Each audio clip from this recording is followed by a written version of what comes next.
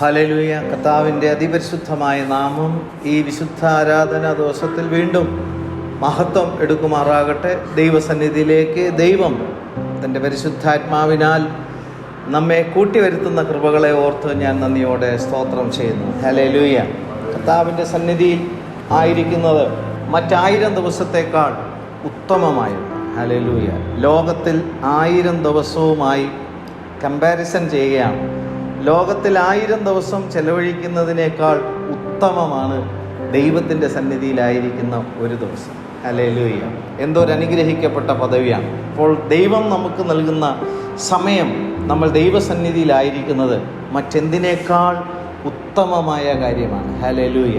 കർത്താവിനെ ആരാധിപ്പാൻ, കർത്താവിൽ നിന്ന് കൃപകളെ പ്രാപിപ്പാൻ ദൈവസന്നിധിയിൽ പരിശുദ്ധാത്മാവ് നമ്മെ കൂട്ടിവരുത്തുന്നു. കർത്താവിൻ്റെ ആ മഹാസ്നേഹത്തിനായിട്ട് ഞാൻ നന്ദിയോടെ സ്തോത്രം ചെയ്യുന്നു. സങ്കീർത്തനങ്ങൾ 42 സങ്കീർത്തനത്തിൽ 1 വാക്യത്തിൽ ഇങ്ങനെ വായിക്കുന്നു: മാൻ നീർത്തോടുകളിലേക്ക് ചെല്ലുവാൻ കാംക്ഷിക്കുന്നത് പോലെ ദൈവമേ, എൻ്റെ ആത്മാവ് നിന്നോട് ചേരുവാൻ കാംക്ഷിക്കും. ഇന്ന് ഈ പ്രഭാതത്തിൽ ആരാധനയുടെ മധ്യത്തിൽ നമ്മൾ ദൈവസന്നിധിയിലേക്ക് ഓടി വരുമ്പോൾ ദൈവത്തെ ആത്മാവിൽ ആരാധിക്കുവാനുള്ള ആ ഒരു ദാഹത്തോടെ നമ്മൾ വന്നിരിക്കുന്നുവെങ്കിൽ കർത്താവിൽ നിന്ന് ആ ആത്മാവിൻ്റെ നിറവ് നമുക്ക് പ്രാപിക്കുവാൻ കഴിയും.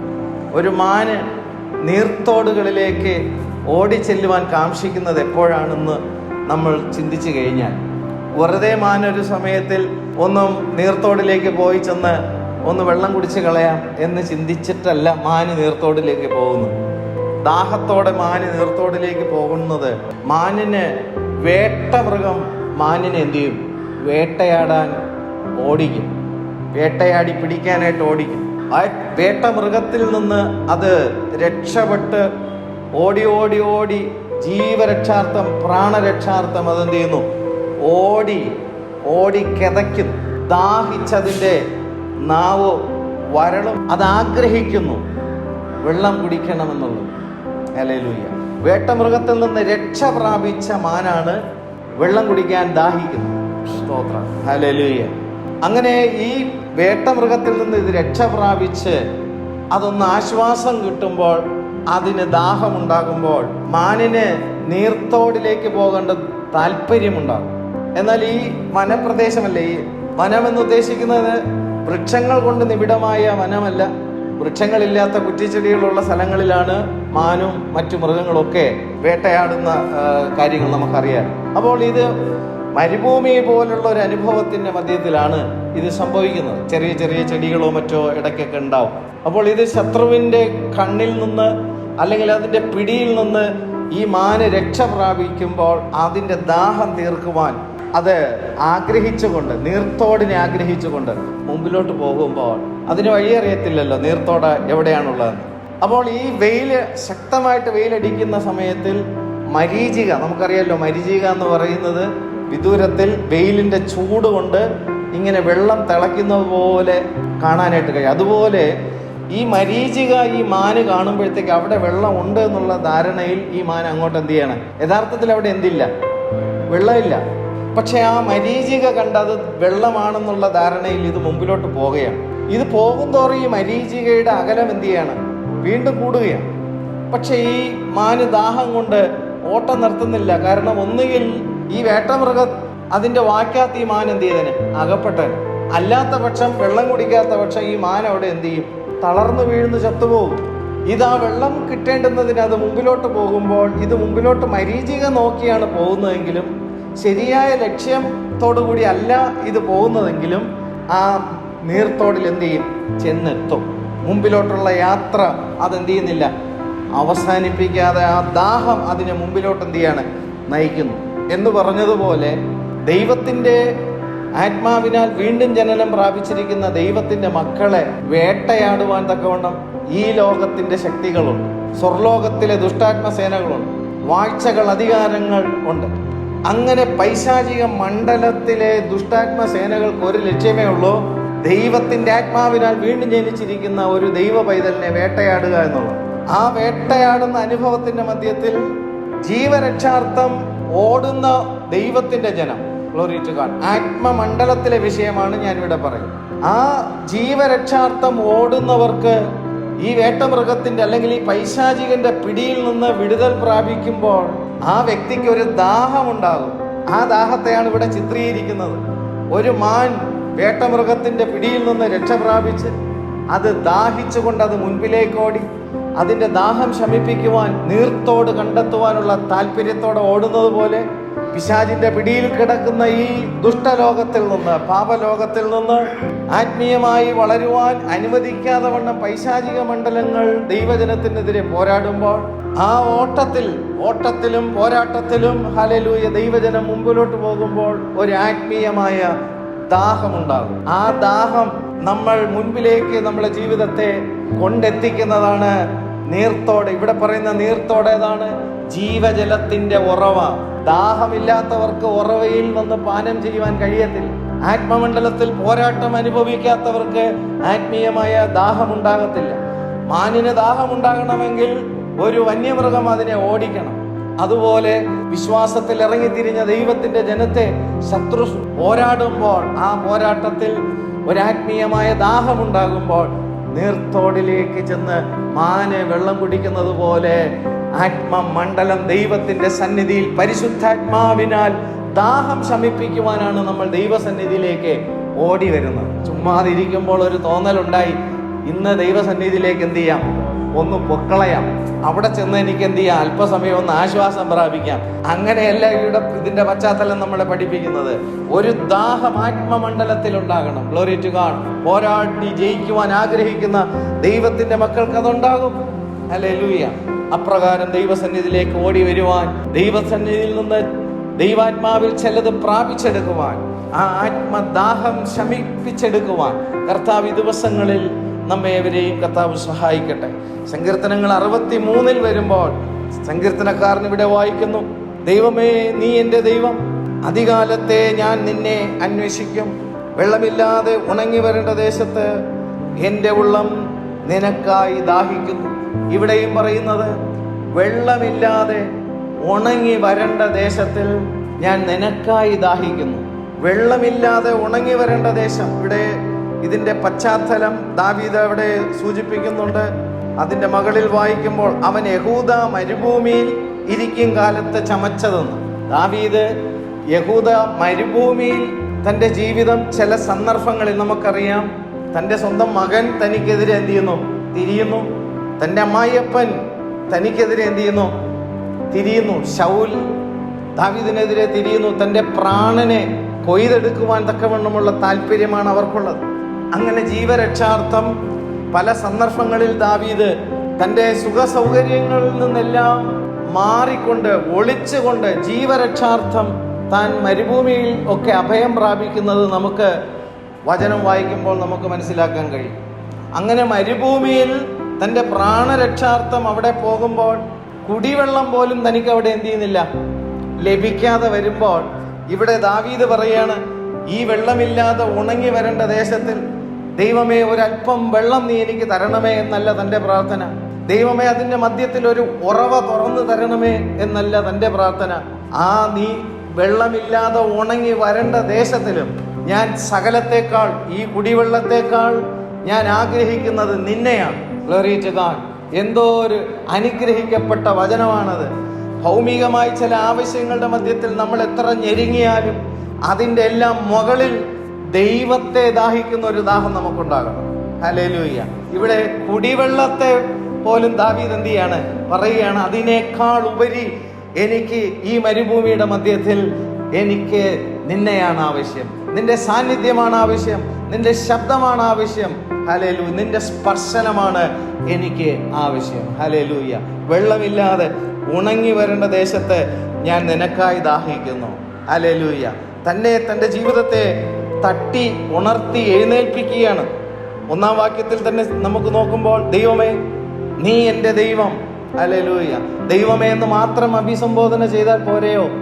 ദൈവമേ എന്ന് വിളിച്ചതിന് ശേഷം ദാവീദ് ഒന്നുകൂടെ ഊന്നൽ കൊടുത്തുകൊണ്ട്, ശക്തമായ ദൈവവിശ്വാസത്തെ ഊന്നൽ കൊടുത്തുകൊണ്ട്, അല്ലെങ്കിൽ ദൈവവുമായിട്ടുള്ള ശക്തമായ ബന്ധത്തിന് ഊന്നൽ കൊടുത്തുകൊണ്ട്, നീ എൻ്റെ ദൈവം, അവകാശവാദത്തോടു കൂടി ദൈവത്തെ എൻ്റെ ദൈവമെന്ന് കർത്താവിനെ അഭിസംബോധന ചെയ്തുകൊണ്ടാണ് ദാവീദോടെ പറയുന്നത്, അതികാലത്തെ ഞാൻ നിന്നെ അന്വേഷിക്കുന്നു. സ്തോത്രം, ഹല്ലേലൂയ. മരുഭൂമിയുടെ അനുഭവത്തിൽ ദാവീദായിരിക്കുമ്പോൾ അതികാലത്തെ ഞാൻ നിന്റെ മുഖം എന്ത് ചെയ്യുന്നു? അന്വേഷിക്കുന്നു. ഹല്ലേലൂയ. സുഖകരമായിട്ടുള്ള ഉറക്കം കിട്ടുന്ന സമയം ഏതാണ്? അതികാലത്തെയാണ്. ഹല്ലേലൂയ. എന്നാൽ ഇവിടെ അതികാലത്ത് ഉറക്കം ഉണരണമെങ്കിൽ പരിവരുത്തതായ ചില ജീവിത അനുഭവങ്ങൾ, കയ്പിൻ്റെതായിട്ടുള്ള ചില അനുഭവങ്ങൾ, ഏകാന്തതയുടെ ചില അനുഭവങ്ങൾ ജീവിതത്തിൽ നേരിടുമ്പോൾ സുഖകരമായി ഉറങ്ങേണ്ടുന്ന സമയം ഇറിറ്റേറ്റ് ആവുകയും ഉണരുകയും ചെയ്യും. ആ ഉറക്കമില്ലായി. ഹല്ലേലൂയ. അങ്ങനെ അതികാലത്തെ കിടക്ക അല്ലെങ്കിൽ തലേണ പരിവരുത്ത എന്നാൽ ചിന്താമണ്ഡലത്തിൽ ചില പരിവരുത്ത അനുഭവങ്ങൾ ഉള്ളപ്പോൾ പ്രഭാതത്തിൽ എന്ത് ചെയ്യും? ഉണരുമ്പോൾ ദൈവസന്നിധിയിൽ താൻ ആഗ്രഹിക്കുന്നു. ചുറ്റുപാടും മരുഭൂമിയാണ്, അവിടെ ഒരിറ്റു വെള്ളം പോലുമില്ല. അതിന്റെ മധ്യത്തിൽ തൻ്റെ പരിവരുത്ത ജീവിത അനുഭവങ്ങളുടെ മധ്യത്തിൽ കുന്തവും വാളുകളുമായി തൻ്റെ പ്രാണനെ എടുത്തു കളയുവാൻ ശത്രു സൈന്യം നിൽക്കുമ്പോൾ അതിന്റെ മധ്യത്തിൽ ദൈവസന്നിധിയിൽ താൻ ആഗ്രഹിക്കുന്നതാണ് നിന്റെ സാന്നിധ്യം. നിന്റെ ആത്മാവിനെ പാനം ചെയ്യുവാൻ, എൻ്റെ ആത്മമണ്ഡലത്തിൽ ഒരു ആത്മീയ സംതൃപ്തി ഉണ്ടാകുവാൻ ഞാൻ വാഞ്ചിക്കുന്നു. സ്തോത്രം. അപ്പോൾ ജീവിതത്തിൽ വന്നു ഭവിക്കുന്ന ചില പോരാട്ടങ്ങൾ, മാനിനെ വേട്ടയാടുന്നത് പോലെ ചില പോരാട്ടങ്ങൾ ദൈവം അനുവദിക്കുന്നത് ദൈവസന്നിധിയിൽ നമ്മളൊന്ന് ദാഹിക്കുവാൻ. സ്തോത്രം. എനിക്ക് എൻ്റെ ജീവിതത്തിൽ എന്തുകൊണ്ടാണ് ഇത്ര ഓട്ടം എന്നുള്ള, എന്നാൽ ആത്മീയ മണ്ഡലത്തിൽ ജയം പ്രാപിക്കേണ്ടുന്നതിനുള്ള ഓട്ടം. ഹല്ലേലൂയ. അതിൻ്റെ മധ്യത്തിൽ ഹല്ലേലൂയ നമ്മൾ വിഷമിച്ചു പോകേണ്ട ആവശ്യമില്ല. നമുക്ക് ഓടി വരുവാൻ ഒരു നീർത്തോടുണ്ട്, ജീവജലത്തിൻ്റെ ഉറവയുണ്ട്. ഹല്ലേലൂയ. ആ ജീവജലത്തിൻ്റെ ഉറവയിലേക്ക് കർത്താവ് നമ്മെ അടുപ്പിക്കുന്ന കൃപകളെ ഓർത്ത് ഞാൻ ദൈവത്തിന് സ്തോത്രം ചെയ്യുന്നു. ഹല്ലേലൂയ. പിന്നെ യോഹന്നാന്റെ സുവിശേഷത്തിൽ 7-ാമത്തെ അധ്യായം വരുമ്പോൾ 37-ാമത്തെ വാക്യത്തിൽ, ഉത്സവത്തിൻ്റെ മഹാദിനമായ ഒടുക്കത്തെ നാളിൽ യേശു നിന്നുകൊണ്ട് ദാഹിക്കുന്നവനെല്ലാം എൻ്റെ അടുക്കൽ വന്നുകൂടട്ടെ. എന്നിൽ വിശ്വസിക്കുന്നവന്റെ ഉള്ളിൽ നിന്ന് തിരുവെഴുത്ത് പറയുന്നത് പോലെ ജീവജലത്തിന്റെ നദികൾ ഒഴുകും എന്ന് വിളിച്ചു പറഞ്ഞു. ഉത്സവത്തിന്റെ മഹാദിനമായ ഒടുക്കത്തെ നാളിൽ യേശു നിന്നുകൊണ്ട്, ഞാനവിടെ ചിന്തിക്കുകയായിരുന്നു, ഉത്സവത്തിന്റെ ആരംഭ ദിവസത്തിൽ യേശു നിന്നുകൊണ്ട് വിളിച്ചാൽ ആള് കൂടത്തില്ലയോ? ഉത്സവത്തിന്റെ ഒടുക്കത്തെ നാൾ വരെ കർത്താവ് എന്ത് ചെയ്യാണ്? ജനത്തെ വിളിക്കുവാൻ വെയിറ്റ് ചെയ്യുക. ഒരു ഉത്സവം അല്ലെ? ദൈവവചനത്തിൽ നമ്മൾ നോക്കുമ്പോൾ ദൈവം ഇസ്രായേൽ ജനത്തിന് ചെയ്ത ഓരോ പ്രവൃത്തികൾക്കും അതിൻ്റെ ഓർമ്മ പെരുന്നാളുകൾ അവരെന്ത് ചെയ്യും? ആഘോഷിക്കും. ഉത്സവങ്ങൾ അവർ ആഘോഷിക്കും. ആരാധനകൾ അവർ ദൈവസന്നിധിയിൽ എന്ത് ചെയ്യുന്നു? ഒരു ആഘോഷമാണ് ഉത്സവങ്ങൾ. അപ്പോൾ ഇവിടെ ഉത്സവത്തിന്റെ മഹാദിനത്തെ കുറിച്ച് എന്ത് ചെയ്യുന്നു? ഇവിടെ പറയുന്നു, ഉത്സവത്തിന് കരഞ്ഞാണോ ആൾക്കാരിയ്ക്കുന്നത്? അവർക്ക് ഏറ്റവും സന്തോഷമുള്ള ഒരു ദിവസമാണ്. ഹല്ലേലൂയ. ഒത്തൊരുമിച്ച് കൂടുന്നു, ദൈവം അവർക്ക് കൊടുക്കുന്ന വിഭവങ്ങളൊക്കെ കൊണ്ടുവരുന്നു. അവരെന്ത് ചെയ്യുന്നു? പരസ്പരം ദൈവസ്നേഹത്തിൽ കൂട്ടായ്മ ആചരിക്കുന്നു. ഒരുമിച്ച് കൂടി അവർ എന്ത് ചെയ്യുന്നു? ഭക്ഷണം കഴിക്കുന്നു. അവർ ദൈവത്തെ മഹിമപ്പെടുത്തുന്നു. അങ്ങനെ നിരവധി കാര്യങ്ങളിലൂടെ അവരുടെ ഒരു ദിവസം ഏറ്റവും അധികം സന്തോഷിക്കുന്ന സമയമാണ് ഉത്സവങ്ങൾ. ഹല്ലേലൂയ. സഹോദരങ്ങൾ ഒരുമിച്ച് കൂടി കർത്താവിനെ മഹിമപ്പെടുത്തുന്ന ഉത്സവ ദിവസങ്ങൾ, കൂട്ടായ്മ ആചരിക്കുന്ന ദിവസങ്ങൾ, കർത്താവോടെ കാത്തു നിൽക്കുകയാണ്. ഉത്സവം കൊണ്ട് എന്താണ് സംഭവിക്കുന്നതെന്ന് വെച്ചാൽ സന്തോഷം ഹൃദയങ്ങളിൽ തളം കെട്ടി നിൽക്കുന്ന ഒരു സന്ദർഭമാണ്. പക്ഷേ ഉത്സവത്തിന്റെ ഒടുക്കത്തെ നാളിൽ, ഹല്ലേലൂയ, ഉത്സവത്തിന്റെ മഹാദിനമായ ഒടുക്കത്തെ നാളിൽ കർത്താവ് പറയാണ്, ദാഹിക്കുന്നവനെല്ലാം എൻ്റെ അടുക്കൽ വരട്ടെ. സ്വാഭാവികമായിട്ട് ഉത്സവത്തിൽ എന്താ സംഭവിക്കുന്നത്? എല്ലാ സന്തോഷവും കൊണ്ട് നിറഞ്ഞ് സന്തോഷത്തിൽ ആ തിമിർപ്പിൽ ആണ് ഓരോരുത്തരും എന്ത് ചെയ്യുന്നത്?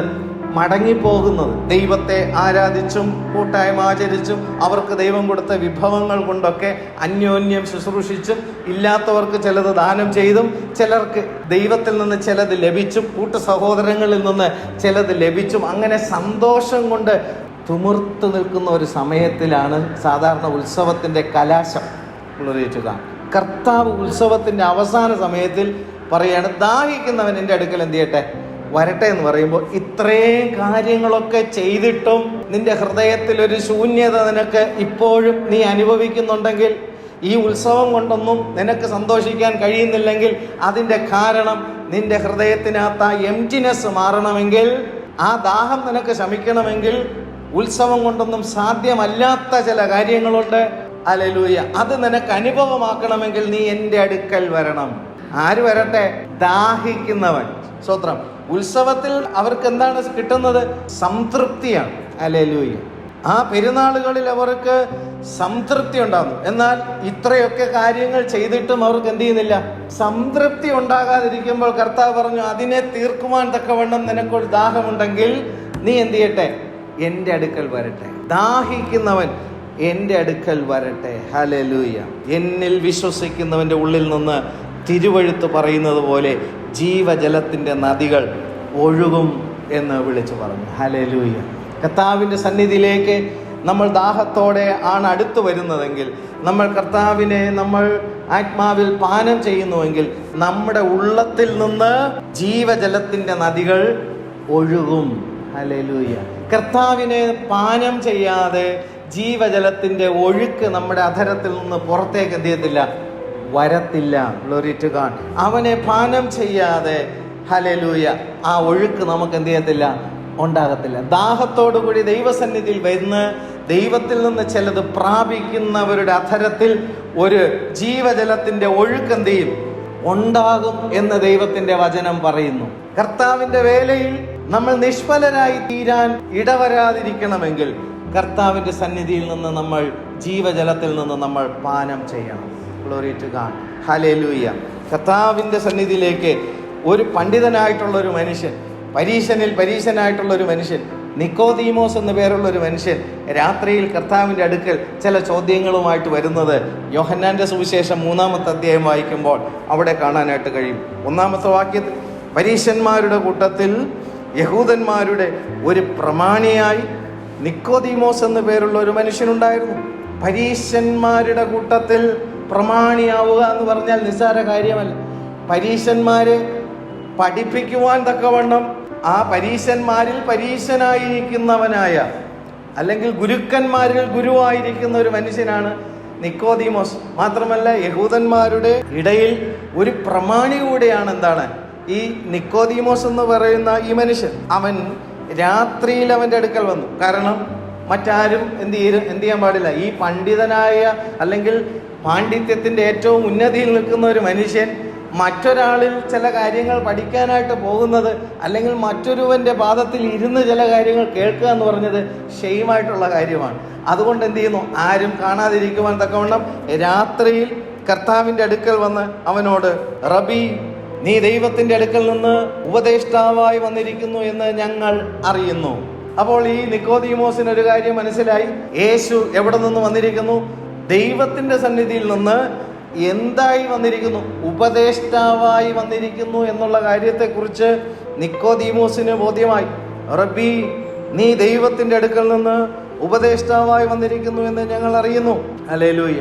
ദൈവം തന്നോട് കൂടെ ഇല്ലെങ്കിൽ നീ ചെയ്യുന്ന ഈ അടയാളങ്ങളെ ചെയ്യുവാൻ ആർക്കും കഴിയുകയില്ല എന്ന് പറഞ്ഞു. ഹല്ലേലൂയ. കർത്താവിൻ്റെ സ്ഥാനത്തിൽ വേറെ വല്ലവരായിരുന്നെങ്കിൽ പറഞ്ഞത്, നീ ഒരാളെങ്കിലും ഈ കാര്യം എന്ത് ചെയ്ത് തിരിച്ചറിഞ്ഞല്ലോ. കർത്താവ് പറഞ്ഞ എന്താണ്? നിനക്കായി ഞാൻ സ്തോത്രം ചെയ്യുന്നു എന്നല്ല പറഞ്ഞത്.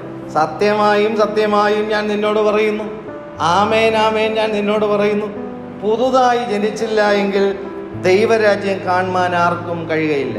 ഇവിടെ കർത്താവ് ഒരു കാര്യം അവിടെ വെളിപ്പെടുത്തുകയാണ്. ദൈവരാജ്യം കാണുന്ന കാര്യമാണ് ഇവിടെ പറയുന്നത്. സ്തോത്രം. ദൈവരാജ്യം എന്താണെന്ന് കാണണമെങ്കിൽ എന്ത് ചെയ്യണം? പുതുതായി ജനിക്കണം. വീണ്ടും ജനനം പ്രാപിക്കാതെ ദൈവരാജ്യം കാണാൻ പോലും എന്ത് ചെയ്യത്തില്ല? പറ്റത്തില്ല.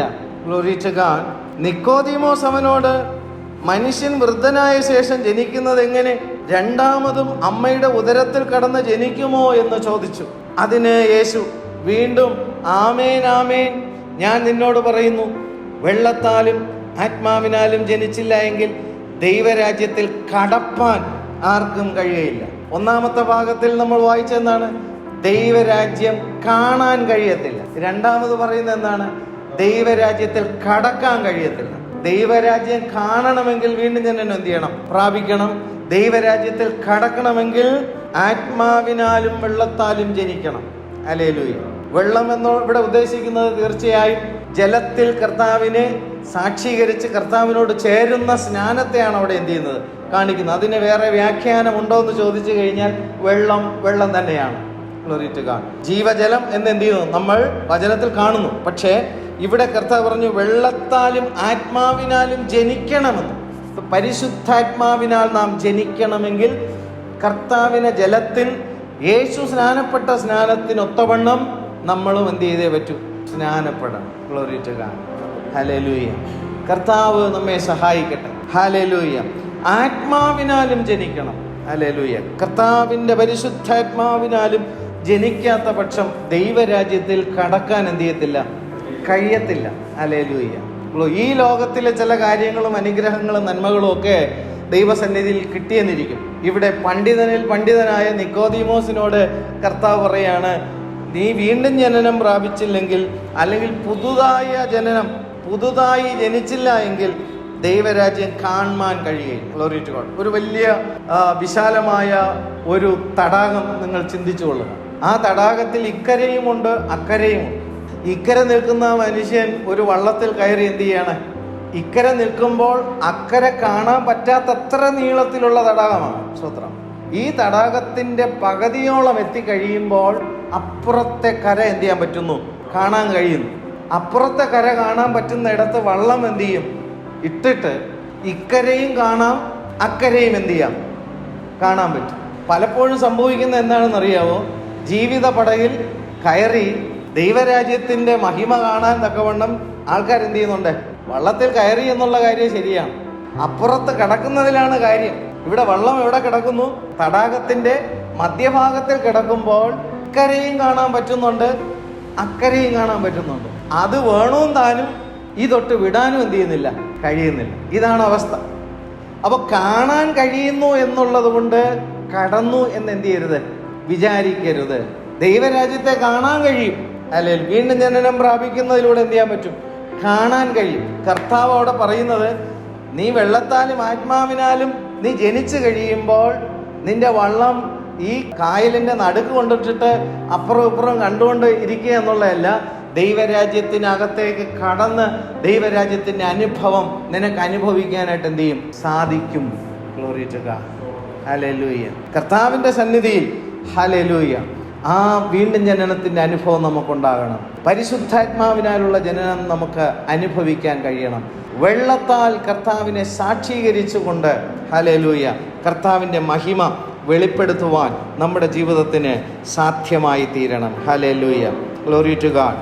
യോഹന്നാൻ എഴുതിയ 1-ാമത്തെ ലേഖനം 5-ാമത്തെ അധ്യായം അതിൻ്റെ 6-ാമത്തെ വാക്യത്തിൽ വരുമ്പോൾ, ജലത്താലും രക്തത്താലും വന്നവൻ ഇവൻ തന്നെ, യേശു ക്രിസ്തു തന്നെ. ജലത്താൽ മാത്രമല്ല, ജലത്താലും രക്തത്താലും തന്നെ. ആത്മാവ് സാക്ഷ്യം പറയുന്നു. ആത്മാവ് സത്യമല്ലോ. സാക്ഷ്യം പറയുന്നവർ മൂവരുണ്ട്. ആത്മാവ്, ജലം, രക്തം, ഈ മൂന്നിൻ്റെയും സാക്ഷ്യം ഒന്ന് തന്നെ. യേശു വന്നത് എന്തിനാൽ വന്നിരിക്കുന്നു എന്ന് പറയുന്നു, ജലത്താലും രക്തത്താലും ആത്മാവിനാലും വന്നവൻ. Glory to God. ഹല്ലേലൂയ. കർത്താവിൻ്റെ അതിപരിശുദ്ധമായ നാമം വാഴ്ത്തപ്പെടുമാറാകട്ടെ. യോഹന്നാന്റെ സുവിശേഷത്തിൽ ഇതിങ്ങനെ നിൽക്കട്ടെ. യോഹന്നാന്റെ സുവിശേഷം 19-ാമത്തെ അധ്യായത്തിൽ നമുക്ക് വരാം. 19-ാമത്തെ അധ്യായത്തിൽ 30-ാമത്തെ വാക്യം നമ്മൾ വായിക്കുമ്പോൾ, യേശു പുളിച്ച വീഞ്ഞ് കുടിച്ച ശേഷം നിവൃത്തിയായി എന്ന് പറഞ്ഞ് തല ചായ്ച്ച് ആത്മാവിനെ ഏൽപ്പിച്ചു കൊടുത്തു. ഹല്ലേലൂയ. നമ്മൾ ലേഖനഭാഗത്തിൽ വായിച്ചത് എങ്ങനെയാണ്? ജലത്താലും രക്തത്താലും വന്നവൻ ഇവൻ തന്നെ. ജലത്താലും രക്തത്താലും വന്ന കർത്താവിനെ കുറിച്ച് സാക്ഷ്യപ്പെടുത്തുന്നു. ആത്മാവും സാക്ഷ്യപ്പെടുത്തുന്നു. സാക്ഷ്യം പറയുന്ന മൂവരുണ്ട്. ആത്മാവ്, ജലം, രക്തം, ഈ മൂന്നിൻ്റെയും സാക്ഷ്യം ഒന്ന് തന്നെ. ക്രിസ്തുവിനെ സാക്ഷ്യപ്പെടുത്തുന്ന 3 അവസ്ഥകളെ കുറിച്ചാണ് ഇവിടെ പറയുന്നത്. ഇവിടെ നമ്മൾ യോഹന്നാൻ 19:30 നമ്മൾ വായിച്ചു, യേശു പുളിച്ച വീഞ്ഞ് കുടിച്ച ശേഷം നിവൃത്തിയായി എന്ന് പറഞ്ഞ് തല ചായ്ച്ച് ആത്മാവിനെ ഏൽപ്പിച്ചു കൊടുത്തു. പിതാവാം ദൈവത്തിങ്കിലേക്ക് ആത്മാവിനെ ഏൽപ്പിച്ചു കൊടുത്തു. Glory to God. 34-ാമത്തെ വാക്യത്തിൽ എങ്കിലും പടയാളികളിൽ ഒരുത്തൻ കുന്തം കൊണ്ട് അവന്റെ വിലാപ്പുറത്ത് കുത്തി. ഉടനെ രക്തവും വെള്ളവും പുറപ്പെട്ടു. യേശു ക്രൂശിൽ രക്തവും വെള്ളവും കർത്താവിൽ നിന്ന് പുറപ്പെട്ടു.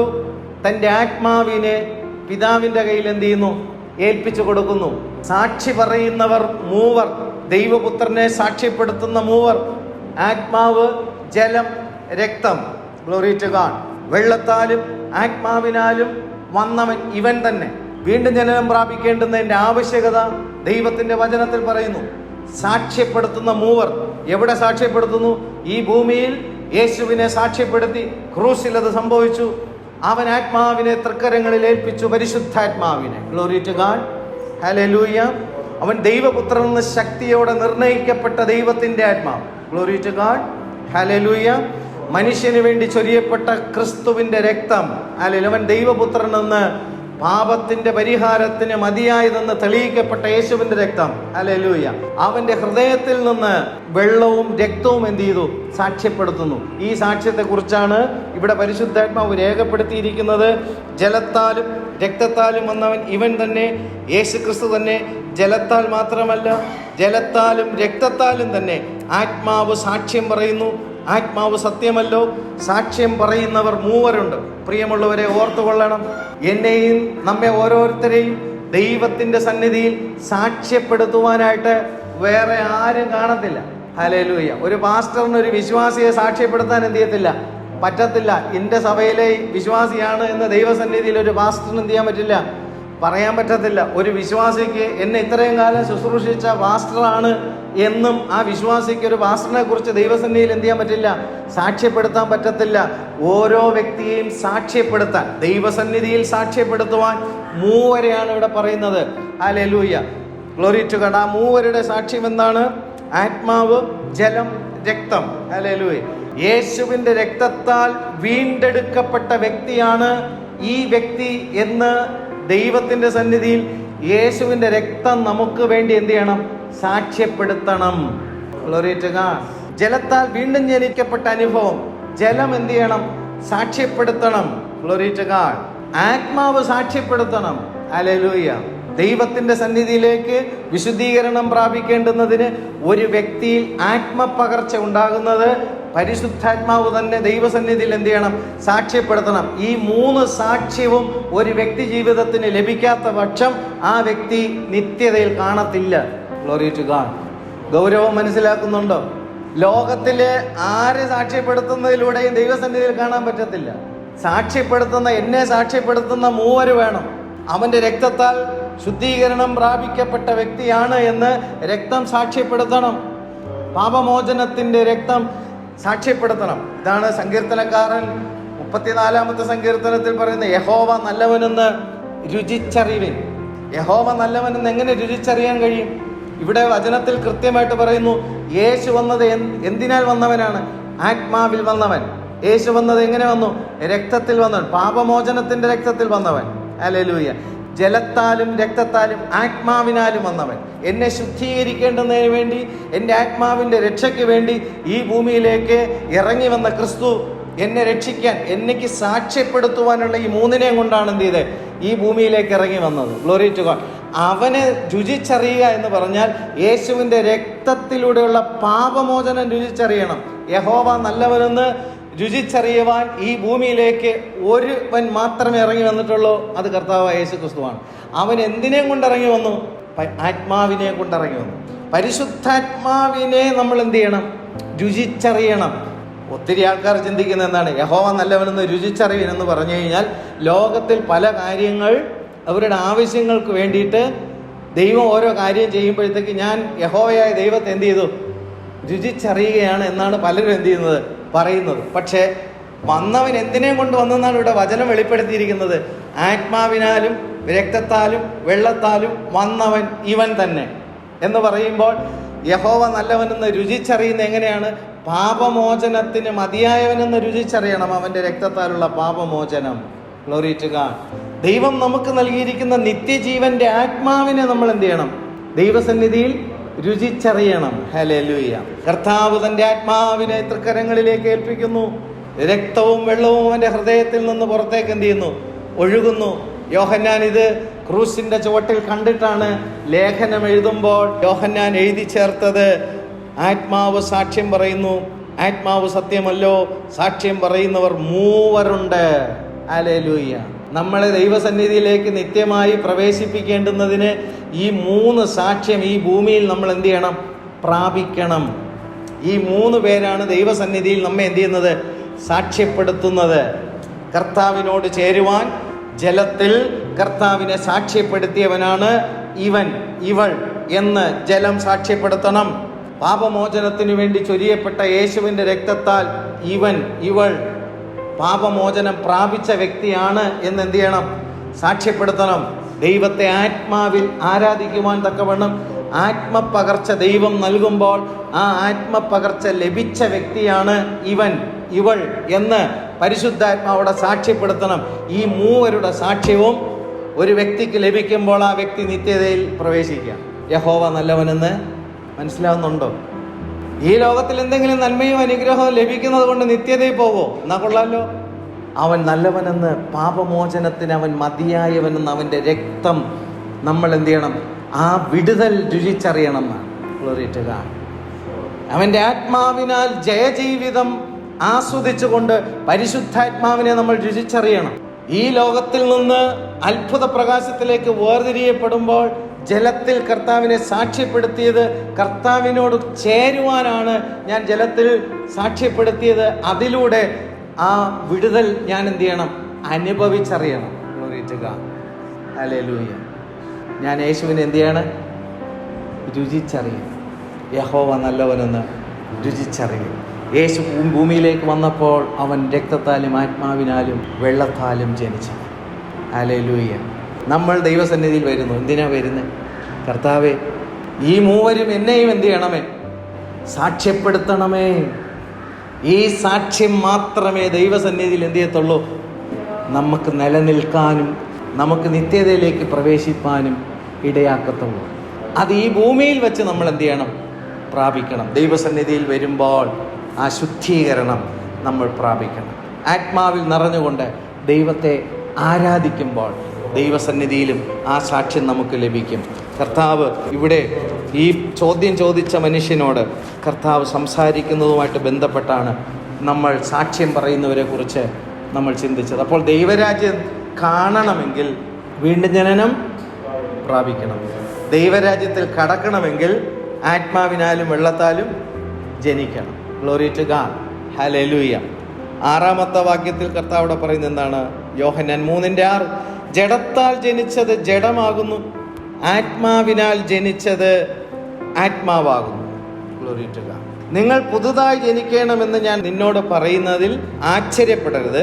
കാറ്റ് ഇഷ്ടമുള്ളിടത്തേക്ക് ഊതുന്നു, അതിൻ്റെ ശബ്ദം നീ കേൾക്കുന്നു. കാറ്റിനെ നമുക്ക് എന്ത് ചെയ്യാൻ പറ്റുന്നില്ല, കാണാൻ സാധിക്കുന്നില്ല.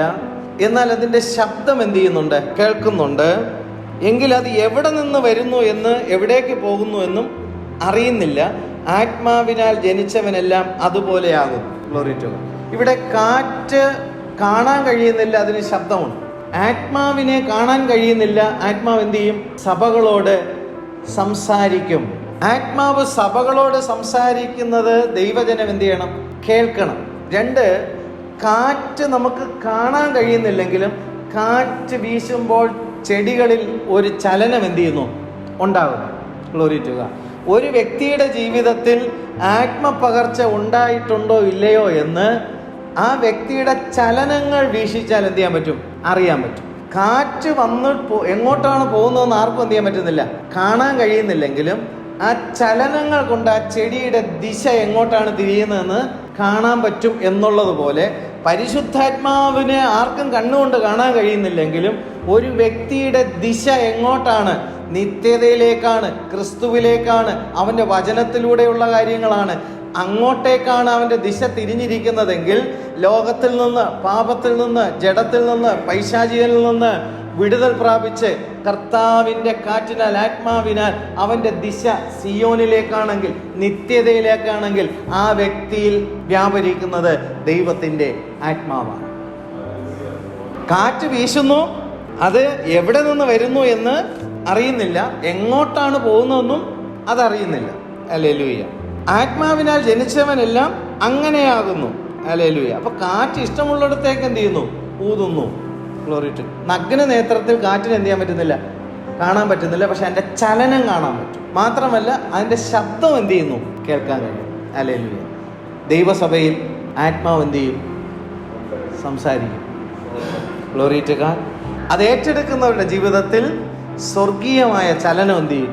ഉണ്ടാകും. സിയോനിലേക്കുള്ള യാത്രയുടെ ചലനം ആ വ്യക്തിയുടെ ജീവിതത്തിൽ എന്ത് ചെയ്യും? ഉണ്ടാകും. അല്ലെ, ജഡത്താൽ ജനിച്ചത് ഈ ലോകത്തിലുള്ള ജഡീയമായ കാര്യങ്ങൾ മാത്രമേ അവർക്ക് എന്ത് ചെയ്യാൻ പറ്റൂ? ചിന്തിക്കാൻ. അതാണ് കർത്താവ് അവിടെ പറഞ്ഞത്, ജഡത്താൽ ജനിച്ചത് ജഡം. അവരെ എങ്ങനെയും അവരെ തിരിക്കാൻ എന്ത് ചെയ്യത്തില്ല? പറ്റത്തില്ല. ആത്മാവിനാൽ ജനിച്ചത് അതിൻ്റെ ഫലം എന്ത് ചെയ്യും? അത് കാണിക്കും. Glory to God. നമ്മൾ ദൈവസന്നിധിയിലിരിക്കുന്ന കർത്താവേ, ഞങ്ങളെയും ഈ ഭൂമിയിൽ സാക്ഷ്യപ്പെടുത്തുന്ന മൂവരെ കൊണ്ട് എന്ത് ചെയ്യണം? സാക്ഷ്യപ്പെടുത്തണം. ഈ സാക്ഷ്യവചനത്താലാണ് പിശാചിനെ എന്ത് ചെയ്യുന്നത്? ജയിക്കുന്നത്. ഹല്ലേലൂയ. അല്ലാതെ കർത്താവിൻ്റെ സന്നിധിയിൽ എന്നെ ഇന്ന് സന്തോഷിപ്പിച്ച ഒരു പാട്ട് ഞാൻ പാടിക്കൊണ്ട് എഴുന്നേറ്റ് കൊള്ളാം. ഹല്ലേലൂയ. ഒരു പാട്ട് പാടി എഴുന്നേൽക്കുന്നു, ഒരു സാക്ഷ്യപ്പെടുത്തുന്നു. അതിനുശേഷം എന്നെ സന്തോഷിപ്പിച്ച ഒരു വചനം വായിച്ചുകൊണ്ട് ഞാൻ ഇരുന്നു കൊള്ളാം. ആ സാക്ഷ്യവചനത്താലൊന്നും എന്ത് ചെയ്യത്തില്ല? ജയിക്കത്തില്ല. സാക്ഷി പറയുന്ന മൂവർ. Glory to God. ലോകത്തിൻ്റെ നിയമത്തിൻ്റെ മുമ്പിൽ, ഒരു കോടതിക്ക് മുമ്പിൽ സാക്ഷി വിസ്താരം നടത്തുമ്പോൾ ഒരു ജഡ്ജി ഒരു വ്യക്തിയെ അവനെ വിധിക്കുമ്പോൾ സാക്ഷികളെ കൊണ്ടാണ് വിധിക്കുന്നതെങ്കിൽ വലിയവനായ ദൈവത്തിൻ്റെ മുമ്പിൽ സാക്ഷിയില്ലയോ?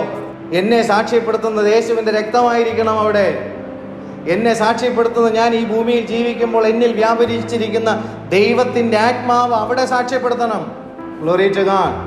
കർത്താവിനെ ജലത്തിൽ സാക്ഷീകരിച്ച സാക്ഷ്യം അത് ഇവൻ തന്നെ എന്ന് അവിടെ സാക്ഷ്യപ്പെടുത്തിയാൽ ഈ 3 സാക്ഷ്യങ്ങളാൽ നമ്മൾ എറ്റേണിറ്റിയിൽ കടക്കും. Glory to God. അതാണ് യഹോവ നല്ലവനെന്ന് രുചിച്ചറിയാൻ അവൻ എന്തിനാൽ വന്നു എന്നുള്ള കാര്യം മനസ്സിലാക്കുക. അതാണ് നമ്മൾ വായിച്ചത്. ക്രൂശിക്കപ്പെടുന്ന സമയത്തിൽ അവൻ്റെ ആത്മാവ് തൃക്കരങ്ങളിൽ ഏൽപ്പിക്കുന്നു. കുന്തം വിലാപ്പുറത്തിൽ കയറുമ്പോൾ രക്തവും വെള്ളവും വന്നു. യോഹന്നാൻ സാക്ഷ്യപ്പെടുത്തി, നമുക്ക് വേണ്ടി ചൊരിയപ്പെട്ട രക്തം, പാപമോചനത്തിന്റെ രക്തവും കൊണ്ട് വന്നവൻ ഇവൻ തന്നെ. കർത്താവിനോട് ചേരുവാൻ ജലത്തിൽ സാക്ഷീകരിക്കേണ്ടുന്നത് ഇവനെ തന്നെ. നമ്മൾ ദൈവത്തെ ആരാധിക്കേണ്ടുന്നതിനുള്ള ആത്മാവിനെ കൊണ്ടുവന്നിരിക്കുന്നത് ഇവൻ തന്നെ. ദൈവസന്നിധിയിൽ ഒരു വ്യക്തി വരേണ്ടിയത് എന്തിനു വേണ്ടിയിട്ടാണ്? ഭൗമികമായ ചില നന്മകളും അനുഗ്രഹങ്ങളും അനുഭവിച്ചിട്ട് യഹോവ നല്ലവനെന്ന് ചാടുന്നത് ഇവിടെ ചാടാൻ പറ്റും, അവിടെ ചെല്ലത്തില്ല. Glory to God. അവിടെ ചെല്ലണമെങ്കിൽ ഈ സാക്ഷ്യം ഇവിടെ പ്രാപിക്കണം. പറയുന്ന മനസ്സിലാവുന്നുണ്ടോ? ദൈവത്തിന് സ്തോത്രം. കർത്താവേ, ഞങ്ങളെ സഹായിക്കണമേ. ഹല്ലേലൂയ. തിരുസന്നിധിയിലേക്ക് ഞങ്ങൾ അടുത്തു വരുന്നു. ഇതാ പൗലോസ് അപ്പോസ്തലൻ പറഞ്ഞത് ഗലാത്യർ 4-ാമത്തെ അധ്യായം 19-ാമത്തെ വാക്യത്തിൽ, ക്രിസ്തു നിങ്ങളിൽ ഉരുവാകുവോളം ഞാൻ പിന്നെയും പ്രസവവേദനപ്പെടുന്നവരായ എൻ്റെ കുഞ്ഞുങ്ങളെ. പൗലോസ് അപ്പോസ്തലൻ ജനത്തെ നോക്കിക്കൊണ്ട് അവിടെ തൻ്റെ വൈഷമ്യം വിളിച്ചു പറയുകയാണ്. ക്രിസ്തു നിങ്ങളിൽ ഉരുവാകുവോളം. ക്രിസ്തുവിൽ നിന്നുള്ള നന്മകളോ അനുഗ്രഹങ്ങളോ ഒരു വ്യക്തിക്ക് ലഭിക്കുക എന്നുള്ളതിനുള്ള പ്രാർത്ഥനയല്ല തനിക്കിവിടെ ഉള്ളത്. ക്രിസ്തു ഒരു വ്യക്തിയുടെ ഉള്ളത്തിൽ ഉരുവാകുവോളം താൻ എന്ത് ചെയ്യുന്നു? പ്രസവവേദനപ്പെടുന്നു. ഈ പ്രസവവേദന എന്നുള്ള കാര്യത്തെക്കുറിച്ചാണ് പൗലോസ് ഇത് പറയുന്നത്. ഈ പ്രസവവേദനയെക്കുറിച്ച് നമ്മൾ നോക്കുമ്പോൾ ഈറ്റുനോവ്, ആ വേദനയുടെ തീവ്രത വളരെ വർദ്ധിക്കുകയും പൊടുന്നനെ ആ തീവ്രത എന്ത് ചെയ്യുന്നു? വേദനയുടെ തീവ്രത അങ്ങ് ശമിക്കുകയും ചെയ്യും. വീണ്ടും നനച്ചിരിക്കാത്ത സമയത്തിൽ അതിൻ്റെ തീവ്രത എന്ത് ചെയ്യുന്നു? കൂടുന്നു. വീണ്ടും എന്ത് ചെയ്യുന്നു? തീവ്രത കുറയുന്നു. എന്ന് പറയുന്നത് പോലെ ഈ പൗലോസ് അപ്പോസ്തലൻ കർത്താവിനെ കൊണ്ട് ശുശ്രൂഷിക്കുമ്പോൾ താൻ ചിന്തിക്കുന്ന എന്താണ്? ഇപ്പോൾ എന്ത് ചെയ്യും? ക്രിസ്തു അവരിൽ എന്ത് ചെയ്യും? ജനിക്കുമെന്ന് വിചാരിക്കുകയും ചെയ്യും. പൊടുന്നനെ ഇതിൻ്റെ തീവ്രത എന്ത് ചെയ്യും? കുറയുന്നത് പോലെ ആ വ്യക്തികളിൽ നിന്ന് എന്ത് ചെയ്യും? അങ്ങ് പോകും. ശുശ്രൂഷിക്കുന്നവൻ ചിന്തിക്കുന്നതാണ്, ഇപ്പൊ ക്രിസ്തു അവനിൽ എന്ത് ചെയ്യും? ജനിക്കും. ആ വേദനയാണ് എന്ത് ചെയ്യുന്നത്? തനിക്കുണ്ടാകുന്നത്. പക്ഷെ അതിൻ്റെ ഇൻറ്റൻസിറ്റി പെട്ടെന്ന് എന്ത് ചെയ്തു? അങ്ങ് കുറഞ്ഞു. അപ്പോൾ പ്രസവിക്കില്ല. മനസ്സിലാകുന്നുണ്ട്? ക്രിസ്തു ഒരു വ്യക്തിയിൽ ഉരുവാകുവോളം ഞാൻ പിന്നെയും, അതാണ് ആ പദം. കണ്ടോ? പിന്നെയും ആ പെയിൻ വരിക, പിന്നെയും ആ പെയിൻ വരികയാണ്. പക്ഷെ എന്ത് ചെയ്യുന്നില്ല? എന്ത് സംഭവിക്കുന്നില്ല? കുഞ്ഞ് ജനിക്കുന്നില്ല. Glory to God. വേറൊരു ഭാഗത്തിലും പൗലോസ് അപ്പോസ്തലൻ പറയുന്ന ഒരു ഭാഗമുണ്ട്. കൊലോഷ്യൻസ് എഴുതിയ ലേഖനം 1-ാമത്തെ അധ്യായം അതിൻ്റെ 24-ാമത്തെ വാക്യം. ഇപ്പോൾ ഞാൻ നിങ്ങൾക്ക് വേണ്ടിയുള്ള കഷ്ടാനുഭവങ്ങളിൽ സന്തോഷിച്ച് ക്രിസ്തുവിൻ്റെ കഷ്ടങ്ങളിൽ കുറവായുള്ളത് എൻ്റെ ജഡത്തിൽ സഭയായ അവൻ്റെ ശരീരത്തിന് വേണ്ടി പൂരിപ്പിക്കുന്നു. പൗലോസ് ഇവിടെ പറയുന്ന കാര്യം ശ്രദ്ധിക്കണം. ഇപ്പോൾ ഞാൻ നിങ്ങൾക്ക് വേണ്ടിയുള്ള കഷ്ടാനുഭവങ്ങളിൽ സന്തോഷിച്ച് ക്രിസ്തുവിൻ്റെ കഷ്ടങ്ങളിൽ കുറവായുള്ളതെന്ന് പറയുമ്പോൾ ക്രിസ്തുവിൻ്റെ കഷ്ടത്തിൽ കുറവ് വല്ലതും സംഭവിച്ചുവോ? ഇവിടെ പൗലോസ് പറയുന്നു, ക്രിസ്തുവിൻ്റെ കഷ്ടത്തിൽ ഒരു കുറവ് എന്ത് ചെയ്തിട്ടുണ്ട്? സംഭവിച്ചിട്ടുണ്ട്. എന്താണ് എന്ന് ചോദിച്ചു കഴിഞ്ഞാൽ, സഭ ഈ ഭൂമിയിൽ ഉരുവായതിന് ശേഷം ക്രിസ്തു ശരീരത്തിൽ സഭയിൽ എന്ത് ചെയ്യുന്നില്ല? പ്രവർത്തിക്കുന്നില്ല. Glory to God. ക്രൂശീകരിക്കപ്പെട്ട ശേഷം പെന്തക്കോസ്ത് നാളിൽ ദൈവത്തിൻ്റെ ആത്മാഭിഷേകത്താൽ സഭ ഉരുവാകപ്പെട്ടതിന് ശേഷം ഫിസിക്കൽ ബോഡിയിൽ സഭയെ വളർത്തിക്കൊണ്ടുവരേണ്ടുന്നതിന് ക്രിസ്തു ജഡത്തിൽ എന്ത് ചെയ്തില്ല? ഈ ഭൂമിയിൽ ഒന്നും ചെയ്തിട്ടില്ല. അപ്പോൾ പൗലോസ് പറയുകയാണ്, തലയായ ക്രിസ്തുവിൽ നിന്ന് ശരീരമായ സഭയിലേക്ക് ഈ സത്യങ്ങളെ വെളിപ്പെടുത്തണമെങ്കിൽ അതൊരു കഷ്ടമാണ്. കാരണം ജനത്തിന് എന്ത് ചെയ്യുന്നില്ല? തല ചെയ്ത കാര്യം എന്താണെന്ന് ശരീരത്തിന് ബോധ്യമാകുന്നില്ല. സ്പൈനൽ കോഡിനൊരു പ്രശ്നം, ഡാമേജ് ഉണ്ടായി കഴിഞ്ഞു കഴിഞ്ഞാൽ തലയിൽ ഉള്ള സിഗ്നൽ ഒന്നും തന്നെ ബോഡി എന്ത് ചെയ്യത്തില്ല? സെൻസ് ചെയ്യത്തില്ല. എന്ന് പറഞ്ഞതുപോലെ ഇവിടെ ക്രിസ്തു, തലയായ ക്രിസ്തു ചെയ്ത കാര്യം അവൻ്റെ ശരീരത്തിലേക്ക് സ്പൈനൽ കോഡ് വഴി കാര്യങ്ങൾ, സന്ദേശങ്ങൾ എത്തുന്നത് പോലെ സഭയാകുന്ന ശരീരത്തിലേക്ക് തലയിൽ നിന്ന് സന്ദേശം എന്ത് ചെയ്യുന്നില്ല? എത്തുന്നില്ല. സ്പൈനൽ കോഡ് ഡാമേജ് എന്ന് പറഞ്ഞതുപോലെ ഇരിക്കുമ്പോൾ പൗലോസ് അപ്പോസ്തലൻ പറയുന്നു, തലയായ ക്രിസ്തുവിൽ നിന്ന് ശരീരത്തിലേക്ക് ഈ സന്ദേശങ്ങൾ എത്തിക്കേണ്ടുന്നതിന് ക്രിസ്തുവിൻ്റെ ശരീരത്തിൽ കഷ്ടങ്ങളിൽ കുറവായുള്ളത് അവൻ്റെ സഭയ്ക്ക് വേണ്ടി ഞാൻ എന്ത് ചെയ്യാണ്? പൂരിപ്പിക്കുകയാണ്. എന്തോ ഒരു ബുദ്ധിമുട്ടാണല്ലേ. ഹല്ലേലൂയ. പ്രസവവേദനപ്പെടുന്നു എന്നൊരു ഭാഗത്തിൽ പറയുന്നു. ഇവിടെ വായിച്ച എന്താണ്? ഈ ക്രിസ്തു ചെയ്ത കാര്യങ്ങൾ എന്തൊക്കെയാണെന്നുള്ള കാര്യം ശരീരം എന്ത് ചെയ്യുന്നില്ല. ഇവർക്ക് എന്ത് കാര്യം മാത്രം അറിയാം? കർത്താവ് ഫിസിക്കൽ ബോഡിയിൽ 3.5 വർഷക്കാലം ശുശ്രൂഷിച്ചപ്പോൾ ആ ശുശ്രൂഷയിലൂടെ നടന്ന അത്ഭുതങ്ങളും അടയാളങ്ങളും വീര്യപ്രവൃത്തികളാണ് ആൾക്കാർക്ക് അന്നും ഇന്നും എന്നും താല്പര്യം. പുനരുദ്ധാനം പ്രാപിച്ചതിന് അനന്തരം നിത്യതയെക്കുറിച്ചിട്ടുള്ള ശരിയായ കാഴ്ചപ്പാടുകൾ ജനത്തിന് താല്പര്യമില്ല. Glory to God. അപ്പോൾ ഇവിടെ പൗലോസ് അപ്പോസ്തലൻ പറയുന്നു, യേശുവിൻ്റെ നാമത്തിൽ നടക്കുന്ന അത്ഭുതത്തെ വിശ്വസിപ്പിക്കാനുള്ള കഷ്ടമല്ല ഇവിടെ പറയുന്നത്, അവൻ്റെ ശരീരത്തിൽ. ഹല്ലേലൂയ. കർത്താവിൻ്റെ ശരീരം എന്ന് പറയുന്നത് എന്താ? സഭയാകുന്ന ശരീരത്തിൽ ക്രിസ്തുവിൻ്റെ കഷ്ടങ്ങളിൽ കുറവായുള്ളത് എൻ്റെ ജഡത്തിൽ സഭയായ അവൻ്റെ ശരീരത്തിന് വേണ്ടി പൂരിപ്പിക്കുന്നു. ജനത്തെ, ക്രിസ്തുവിനെ ഉരുവാക്കുവാൻ വേണ്ടി തൻ്റെ ശരീരത്തെ എന്ത് ചെയ്യുന്നു? സഭയെ നർച്ചർ ചെയ്യുവാൻ തക്കവണ്ണം, പരിപോഷിപ്പിക്കുവാൻ തക്കവണ്ണം തൻ്റെ ജീവിതത്തെ എന്ത് ചെയ്യാണ്? ഏൽപ്പിച്ചു കൊടുക്കുക. അത് കർത്താവിൻ്റെ ശരീരത്തിൽ സഭയ്ക്ക് വേണ്ടി എന്ത് ചെയ്തിട്ടില്ല? ആ ഒരു ശുശ്രൂഷ ചെയ്തിട്ടുണ്ടോ? ഇല്ല. അത് പൗലോസ് പറയുന്നു, ഞാനത് എന്ത് ചെയ്യണേ? എന്നെ തന്നെ ഏൽപ്പിച്ചു കൊടുക്കുക. മറ്റൊരു വേദഭാഗത്തിൽ നമുക്ക് വരുമ്പോൾ, റോമർക്ക് എഴുതിയ ലേഖനം അതിൻ്റെ 9-ാമത്തെ അധ്യായം 3-ാമത്തെ വാക്യത്തിലേക്ക് വരുമ്പോൾ, ജഡപ്രകാരം എൻ്റെ ചാർച്ചക്കാരായ എൻ്റെ സഹോദരന്മാർക്ക് വേണ്ടി ഞാൻ തന്നെ ക്രിസ്തുവിനോട് വേറിട്ട് ശാപഗ്രസ്തനാകുവാൻ ആഗ്രഹിക്കുമായിരുന്നു. പൗലോസ് അപ്പോസ്തലൻ ഇവിടെ പറയുകയാണ്, ജഡപ്രകാരം എൻ്റെ ചാർച്ചക്കാരായ എൻ്റെ സഹോദരന്മാർക്ക് വേണ്ടി. ജഡപ്രകാരം എൻ്റെ ചാർച്ചക്കാരെന്ന് പറഞ്ഞാൽ പൗലോസ് അപ്പോസ്തലൻ യഹൂദന്മാരായ ജനത്തിന് വേണ്ടി ആണ് കർത്താവ് എന്ത് ചെയ്തത്? ഈ ഭൂമിയിൽ വന്നത്. സ്വന്തമായവർ അവനെ എന്ത് ചെയ്തില്ല? കൈക്കൊണ്ടില്ല. പക്ഷേ അബ്രഹാമിന് കൊടുത്ത വാഗ്ദത്ത പ്രകാരം സകല ജാതികൾക്കുമുള്ള രക്ഷാപദ്ധതിയാണ് ക്രിസ്തുവിൽ എന്ത് ചെയ്യുന്നത്? ഇരിക്കുന്നത്. എന്നാൽ യഹൂദൻ ക്രിസ്തുവിനെ എന്ത് ചെയ്തു? തള്ളിക്കളയുമ്പോൾ പരീശനായിരിക്കുന്ന പൗലോസിനെ ദൈവം എന്ത് ചെയ്യുന്നു?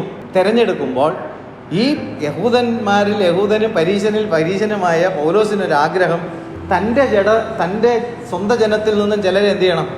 രക്ഷയിലേക്ക് കൊണ്ടുവരണം എന്നുള്ള താല്പര്യത്തിൽ താൻ ഇവിടെ പറയുന്നു, ജഡപ്രകാരം എൻ്റെ ചാർച്ചക്കാരായ എൻ്റെ സഹോദരന്മാർക്ക് വേണ്ടി ഞാൻ തന്നെ ക്രിസ്തുവിനോട് വേറിട്ട് ശാപഗ്രസ്തനാകുവാൻ ഞാൻ ആഗ്രഹിക്കാമായിരുന്നു.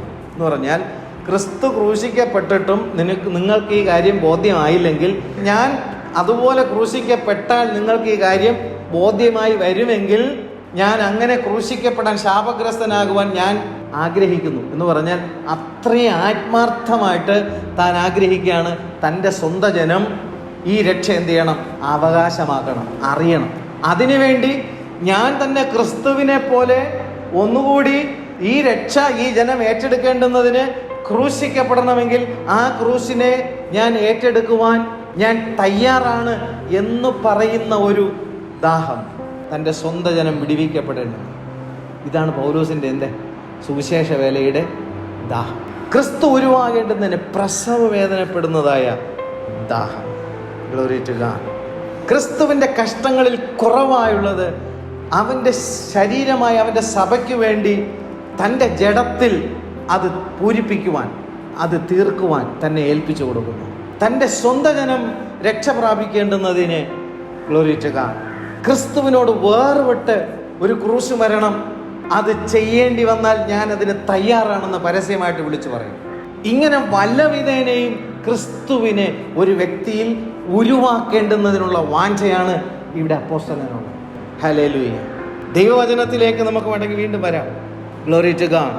ഗലാത്യർ 4-ാമത്തെ അധ്യായം 19-ാമത്തെ വാക്യത്തിൽ ക്രിസ്തു നിങ്ങളിൽ ഉരുവാകുവോളം ഞാൻ പിന്നെയും പ്രസവ വേദനപ്പെടുന്നവരായ എൻ്റെ കുഞ്ഞുങ്ങളെ, ഇന്ന് നിങ്ങളുടെ അടുക്കലിരുന്ന് എൻ്റെ ശബ്ദം മാറ്റുവാൻ കഴിഞ്ഞിരുന്നുവെങ്കിൽ കൊള്ളായിരുന്നു. എന്തോ ഒരു വേദനാജനകമായ ഒരു ഭാഷയാണ് പൗലോസ് അവിടെ പ്രയോഗിക്കുന്നത്. ഹല്ലേലൂയ.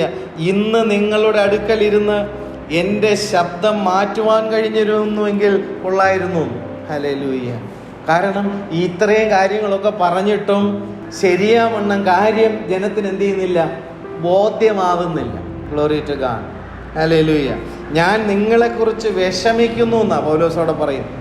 എന്നിട്ട് താൻ അവിടെ സൂചിപ്പിക്കുന്ന പ്രധാനപ്പെട്ട കാര്യത്തിലേക്ക് വരാനാണ് ഇത്രയും സമയം ഈ കാര്യങ്ങൾ നമ്മൾ ചിന്തിച്ചത്. Glory to God. എന്താണ് പ്രധാനപ്പെട്ട കാര്യം? നമ്മൾ കഴിഞ്ഞ ദിവസങ്ങളിലൊക്കെ വചനത്തിലൂടെ ചിന്തിക്കുന്ന യേശുക്രിസ്തുവിലൂടെയുള്ള രക്ഷ, യേശുക്രിസ്തുവിലൂടെയുള്ള നീതീകരണം, ശിക്ഷാവിധി, നിത്യ നരകം എന്ന ശിക്ഷാവിധിയിൽ നിന്ന് രക്ഷ ക്രിസ്തുവിലൂടെ, ക്രിസ്തുവിലെ വിശ്വാസത്താൽ പ്രാപിക്കുകയും ന്യായപ്രമാണം അനുസരിക്കുന്നതിലൂടെ നിത്യജീവൻ പ്രാപിക്കുമെന്നുള്ള അവകാശം ജഡത്തിൻ്റെ ബലഹീനത നിമിത്തം അത് കഴിയാതെ വന്നപ്പോൾ ന്യായപ്രമാണത്തെ നിവർത്തിച്ച ക്രിസ്തുവിൽ വിശ്വസിക്കുന്നതിലൂടെ നീതീകരണം പ്രാപിച്ച് നിത്യജീവന് അവകാശികളായി തീർക്കുന്ന വിശ്വാസത്തിന് ഉടമകളായിരിക്കേണ്ടുന്നതിനുള്ള ധ്യാനമാണ് നമ്മൾ കഴിഞ്ഞ ദിവസങ്ങളിൽ എന്ത് ചെയ്യുന്നത്, ധ്യാനിച്ചുകൊണ്ടിരിക്കുന്നത്. സ്തോത്രം. അപ്പോൾ ഇവിടെ പൗലോസ് പറയുന്നു, ഞാൻ നിങ്ങളെ ഓർത്ത് എന്ത് ചെയ്യുന്നു, വളരെയധികം വിഷമിക്കുന്നു എന്ന് പറയട്ടെ. ആരെ എന്നാണ്, എന്താണ് വിഷയം എന്നവിടെ താഴെ വായിക്കാം. ന്യായപ്രമാണത്തിന് കീഴിരിപ്പാൻ ഇച്ഛിക്കുന്നവരെ, ന്യായപ്രമാണത്തിന്റെ കീഴിരിപ്പാൻ ഇച്ഛിക്കുന്നവരാരാണ്?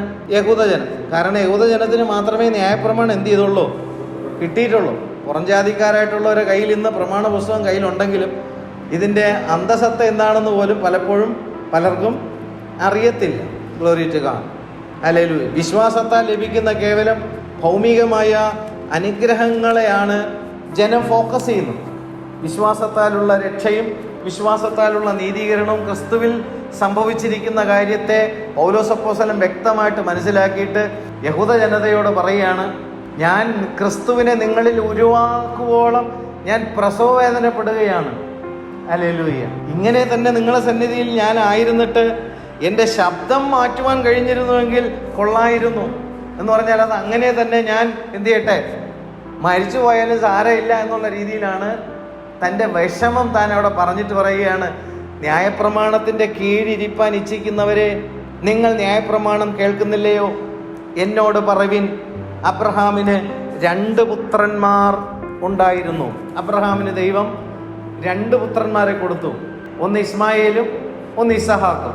അതിൻ്റെ പശ്ചാത്തലം ഇതേ ഭാഗത്തിൽ തന്നെ താഴേക്ക് വരുമ്പോൾ നമുക്ക് കാണാനായിട്ട് കഴിയും. ഒരുവൻ ദാസി പ്രസവിച്ചവൻ ഉണ്ടോ, ദാസി പ്രസവിച്ചവൻ. ഹല്ലേലൂയ. എന്തുകൊണ്ടാണ് ഈ ദാസി ഭവനത്തിലേക്ക് വരാൻ കാരണം? അബ്രഹാം വിശ്വാസത്തിൻ്റെ പിതാവുമാണ്, ശരിയാണ്. പക്ഷേ ക്ഷാമമുണ്ടായ സമയത്തിൽ ബാക്കി എല്ലാ കാര്യവും മറന്നിട്ട് മിസ്രൈമിലേക്ക് പോയി. പ്രിയമുള്ളവരെ, ആത്മീയമായി ചിലപ്പോൾ ചില സന്ദർഭങ്ങളിൽ നമുക്ക് ചില ക്ഷാമത്തിൻ്റെ അനുഭവങ്ങൾ ഉണ്ടായാൽ ഒരു കാരണവശാലും മിസ്രൈമിലേക്ക് എന്ത് ചെയ്യരുത്, പോകരുത്. ഒരുവൻ സ്വതന്ത്ര പ്രസവിച്ചവൻ എന്ന് എഴുതിയിരിക്കുന്നുള്ളൂ. ഈ സ്വതന്ത്ര എന്നിവിടെ ഉദ്ദേശിക്കുന്ന ആരെയാണ്? സാറ. Glory to God. ഹാഗറിൽ നിന്ന് ജനിച്ചത് ഇസ്മായേലും സാറയിൽ നിന്ന് ജനിച്ചത് ഇസഹാക്കും. 23-ാമത്തെ വാക്യം, ദാസിയുടെ മകൻ ജഡപ്രകാരം. ഇവിടെ ജഡപ്രകാരമുള്ള സന്തതിയെക്കുറിച്ച് എന്ത് ചെയ്യുന്നു പറയുന്നുണ്ട്. സ്വതന്ത്രയുടെ മകൻ വാഗ്ദത്തത്താലും ജനിച്ചിരിക്കുന്നു. ഹല്ലേലൂയ, ഗ്ലോറി ടു ഗോഡ്. ജഡപ്രകാരം ജനിച്ചത് ജഡം, ആത്മപ്രകാരം ജനിച്ചത് ആത്മാവ്. ദാസിയുടെ മകൻ ജഡപ്രകാരം ജനിച്ചു, സ്വതന്ത്രയുടെ മകൻ ആത്മപ്രകാരം ജനിച്ചു. നമ്മളും വെള്ളത്താലും ആത്മാവിനാലും ജനിച്ചിരിക്കുന്നുവെങ്കിൽ, ഹല്ലേലൂയ, അവന്റെ രക്തത്താൽ ജനിച്ചിരിക്കുന്നുവെങ്കിൽ നമ്മളുടെ ജനനം ഉയരത്തിൽ നിന്നാണ്. ഗ്ലോറി ടു ഗോഡ്, ഹല്ലേലൂയ. ജഡത്താൽ ജനിച്ചത് ജഡം, ആത്മാവിനാൽ ജനിച്ചത് ആത്മാവാകുന്നു. ഹല്ലേലൂയ. ഇവിടെ വായിക്കുന്നു, ഇത് സാദൃശ്യമാകുന്നു. ഇതിനെ സാദൃശ്യപ്പെടുത്തിയാണ് ഇവിടെ ചിത്രീകരിക്കുന്നത്. ഈ സ്ത്രീകൾ 2 നിയമങ്ങൾ അത്രേ. Glory to God. ഇവിടെ ഹാഗറിനെയും സാറയെയും വച്ചിട്ടും ഹാഗറിൽ നിന്ന് ജനിച്ച ഇസ്മായേലും സാറയിൽ നിന്ന് ജനിച്ച ഇസഹാക്കിനെയും 2 നിയമങ്ങളായിട്ട് എന്ത് ചെയ്യാണ് ചിത്രീകരിക്കുകയാണ്. ഹല്ലേലൂയ. ഒന്ന് സീനായി മലയിൽ നിന്നുണ്ടായി. സീനായി മലയിൽ നിന്ന് എന്താ ഉണ്ടായത്? ദൈവം മോശ മുഖാന്തരം ഇസ്രായേൽ ജനത്തിന് കൊടുക്കുന്ന കല്ലിൽ കൊത്തിയ കൽപ്പന, ന്യായപ്രമാണം. Glory to God. സീനായി മലയിൽ നിന്ന് ഉണ്ടായ പ്രമാണം. ഹല്ലേലൂയ. രണ്ടാമത് ദൈവം കൊടുത്ത പ്രമാണം എന്താണ്? ഞാൻ അന്ത്യകാലത്തിൽ സകല ജഡത്തിൻ്റെ മേലും ഞാൻ എൻ്റെ ആത്മാവിനെ പകരും. എൻ്റെ ആത്മാവ് പകരപ്പെടുമ്പോൾ, ഹല്ലേലൂയ, കൈകൊണ്ടല്ല പരിശുദ്ധാത്മാവിനാൽ നിങ്ങളുടെ ഹൃദയത്തിൽ എൻ്റെ പ്രമാണം എഴുതും. നിങ്ങളുടെ അകൃത്യങ്ങളൊന്നും ഞാൻ എന്ത് ചെയ്യത്തില്ല, ഓർക്കുകയുമില്ല. കാരണം ക്രിസ്തുയേശുവിലൂടെ എന്ത് ചെയ്യുന്നു? പരിഹരിക്കപ്പെട്ടത് കൊണ്ട്, പാപത്തിന്റെ പരിഹാരം ക്രിസ്തുയേശുവിൽ പരിഹരിക്കപ്പെട്ടത് കൊണ്ട് പിതാവാം ദൈവം നമ്മുടെ അകൃത്യങ്ങൾ എന്ത് ചെയ്യുന്നില്ല, ഓർക്കുന്നില്ല. അവയുടെ മോചനമുള്ളിടത്ത് ഇനി പാപങ്ങൾക്ക് വേണ്ടി ഒരു യാഗവും ആവശ്യമില്ല. ഹല്ലേലൂയ. അപ്പോൾ ഇവിടെ 2 നിയമങ്ങളെ കുറിച്ച് എന്ത് ചെയ്യുന്നു പറയുന്നു. 2 സ്ത്രീകൾ, 2 സന്തതികൾ, 2 നിയമങ്ങൾ. Glory to God. ഹല്ലേലൂയ. ഇതിൽ ഏതിൽ നിന്നാണ് നമ്മൾ ജനിച്ചിരിക്കുന്നതെന്ന് നമ്മൾ ശരിയാവണ്ണം മനസ്സിലാക്കിയില്ലെന്നുണ്ടെങ്കിൽ നിത്യതയെ കാണത്തില്ല.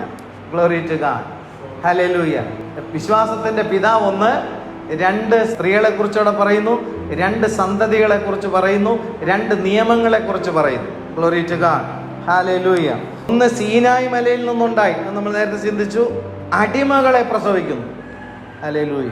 പാപത്തിനെ കുറിച്ചിട്ടുള്ള ബോധ്യമാണ് ന്യായപ്രമാണം എന്ത് ചെയ്യുന്നത്, തരുന്നത്. ആ ബോധ്യം ഉണ്ടാക്കുന്നുണ്ടെങ്കിൽ ന്യായപ്രമാണത്തിന്റെ മകളിൽ അനുസരിച്ചുകൊണ്ട് ജയമെടുക്കാൻ എന്ത് ചെയ്യുന്നില്ല, സാധിക്കുന്നില്ല. Glory to God. അങ്ങനെ ന്യായപ്രമാണത്തെ പൂർണ്ണമായി അനുസരിച്ച് അതിൻ്റെ മകളിൽ ജയമെടുത്തത് ക്രിസ്തു മാത്രമാണ്. അതുകൊണ്ട് ക്രിസ്തു പുനരുദ്ധാനം പ്രാപിച്ചു. ഹല്ലേലൂയ. Glory to God. ന്യായപ്രമാണത്തിന്റെ നീതി ക്രിസ്തുവിൽ സംഭവിച്ചു.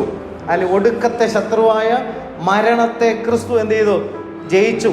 ആദ്യ ഫലമായി ക്രിസ്തു മരണത്തിൽ നിന്ന് ജീവനിൽ എന്ത് ചെയ്തു, കടന്നു. Glory to God.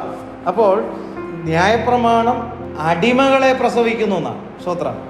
Hallelujah. Hagar എന്നത് അറബി ദേശത്ത് സീനായി മലയെ കുറിക്കുന്നു. അത് ഇപ്പോഴത്തെ യെരുശലേമിനോടൊക്കുന്നു. ഇവിടെ പൗലോസ് അപ്പോസ്തലൻ പറയുന്ന കാര്യം എന്താണ്? ന്യായപ്രമാണത്തിന്റെ കീഴിൽ ഇരിപ്പാനാണ് യഹൂദജനത്തിന് എന്ത് താല്പര്യം. സത്യസുവിശേഷം ക്രിസ്തുവിലൂടെയുള്ള കാര്യം കേൾക്കാൻ അവൻ എന്തില്ല, താല്പര്യമില്ല. ഞങ്ങൾ പ്രസംഗിക്കുന്ന വിശ്വാസവചനം, എന്ത് വിശ്വാസവചനം? യേശു ക്രിസ്തുവിലെ വിശ്വാസത്താൽ ലഭിക്കുന്ന രക്ഷയും നീതീകരണവും എന്ന വചനം. പൂർവ്വ അപ്പോസ്തലന്മാരുടെ സബ്ജക്റ്റ് എന്താണ്? ക്രിസ്തുവേശുവിലെ വിശ്വാസത്താൽ ലഭിക്കുന്ന രക്ഷയും നീതീകരണവും. ആ നീതീകരണം ആണ് വിശ്വാസത്തിന്റെ വചനം. ആ വിശ്വാസത്തിന്റെ വചനം യഹൂദജനം എന്ത് ചെയ്യുന്നില്ല, കേൾക്കാൻ തയ്യാറല്ല. Glory to God. അത് ഇപ്പോഴത്തെ യെരുശലേമിനോട് ഒക്കുന്നു. ഹല്ലേലൂയ. ശരിക്കും അക്ഷരാർത്ഥത്തിൽ യെരുശലേം എന്നിവിടെ ഉദ്ദേശിക്കുന്ന യഹൂദന്മാർ ഹാഗറിൽ നിന്ന് ജനിച്ച ഇസ്മായിലിയ സന്തതികളാണോ? അല്ല. ഇസ്രായേലിയ മക്കൾ ആരിൽ നിന്ന് ജനിച്ച സന്തതിയാണ്? ഇസ്ഹാക്കിൽ നിന്ന് ജനിച്ച സന്തതിയാണ്. പക്ഷെ ആത്മീയമായിട്ട് പൗലോസ് വിവേചിച്ചിട്ട് പറയുകയാണ്, നിങ്ങളും ഇപ്പൊ ആരെ കൂട്ടത്തിൽ പെട്ടു? ഇസ്മായേലിയ സന്തതി പോലെ പെട്ടു. Glory to God. കാരണം എന്താണ്?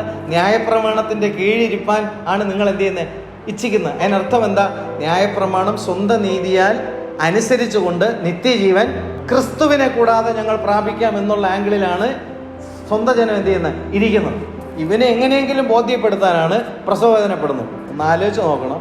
പ്രമാണം ലഭിച്ചവൻ നിത്യജീവനിലേക്ക് കൊണ്ടുവരുവാൻ തക്കവണ്ണം യേശു ക്രിസ്തുവിലൂടെയുള്ള രക്ഷയുടെ സുവിശേഷം പൗലോസ് അപ്പോസ്തലൻ പറയുമ്പോൾ പ്രസവവേദന എടുക്കണമെങ്കിൽ ഇതിനെക്കുറിച്ച് യാതൊരു കാര്യവും ലഭിക്കാത്ത പുറംജാതിക്കാരെ നിത്യജീവനിലേക്ക് കൊണ്ടുവരണമെങ്കിൽ എന്ത് വേദന എടുക്കണം?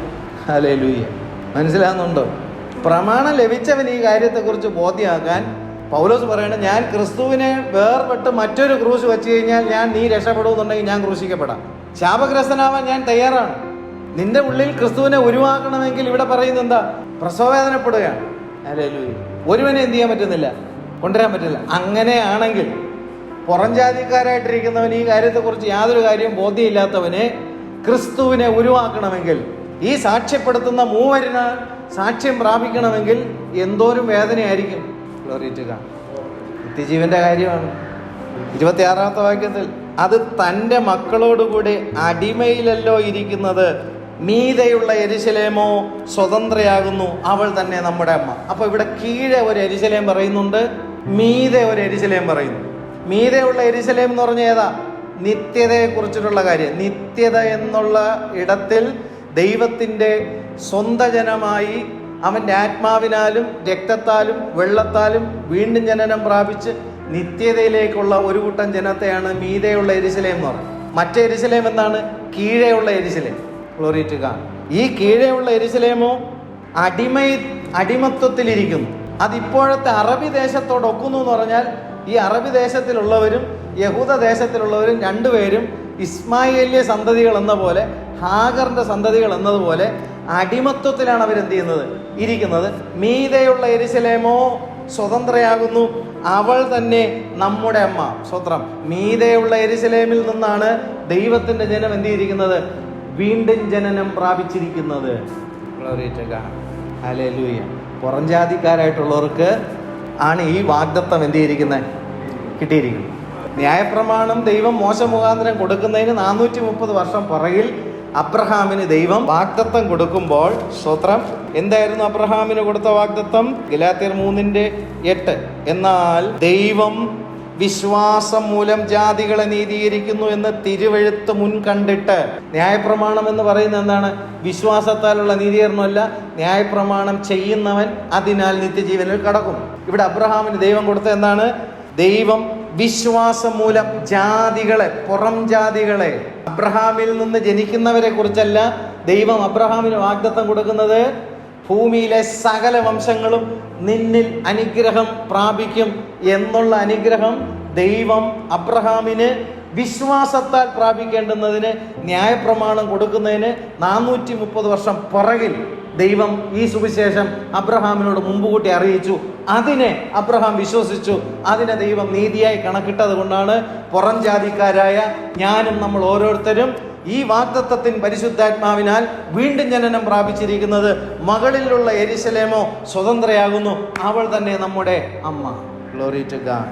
പണ്ഡിതനിൽ പണ്ഡിതനായ നിക്കോദീമോസ് അവിടെ ചെന്നപ്പോൾ കർത്താവ് ഈ കാര്യത്തെക്കുറിച്ച് പറയുമ്പോൾ നിക്കോദീമോസ് കർത്താവിൻ്റെ അടുത്ത് ചോദിക്കുകയാണ്, ഞാൻ ജനിച്ചിട്ട് വർഷം ഇത്രയായി, ഇനിയും ഞാൻ ഒന്നുകൂടെ എൻ്റെ അമ്മയുടെ ഉദരത്തിൽ എങ്ങനെ ജനനം പ്രാപിക്കും?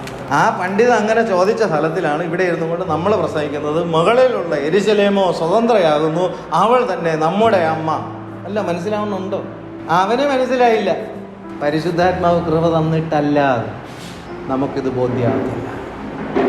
Glory to God. 27-ാമത്തെ വാക്യത്തിൽ പഴയ നിയമത്തിൽ ഒരു വചനത്തിൻ്റെ കോട്ടിങ് എടുത്ത് ഇവിടെ അപ്പോസ്തലനായ പൗലോസ് പ്രയോഗിക്കുകയാണ്. പ്രസവിക്കാത്ത മച്ചിയെ ആനന്ദിക്കുക, നോവ് കിട്ടാത്തവളെ പൊട്ടിയാർക്കുക. പ്രസവിക്കാത്ത മച്ചിക്ക് ഇപ്പോൾ ഒത്തിരി മക്കളായി. പ്രസവിച്ചോ എന്ന് ചോദിച്ചു കഴിഞ്ഞാൽ ഇല്ല, പക്ഷെ ഒരുപാട് മക്കളുണ്ട്. Glory to God.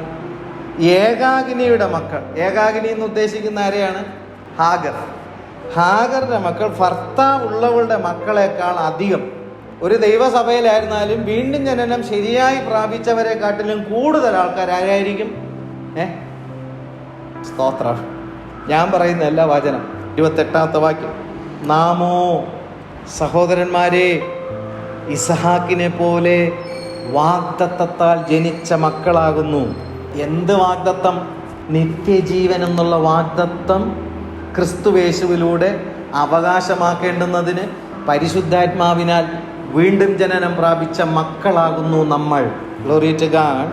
എന്നാൽ അന്ന് ജഡപ്രകാരം ജനിച്ചവൻ ആത്മപ്രകാരം ജനിച്ചവനെ ഉപദ്രവിച്ചതുപോലെ ഇന്നും കാണുന്നു.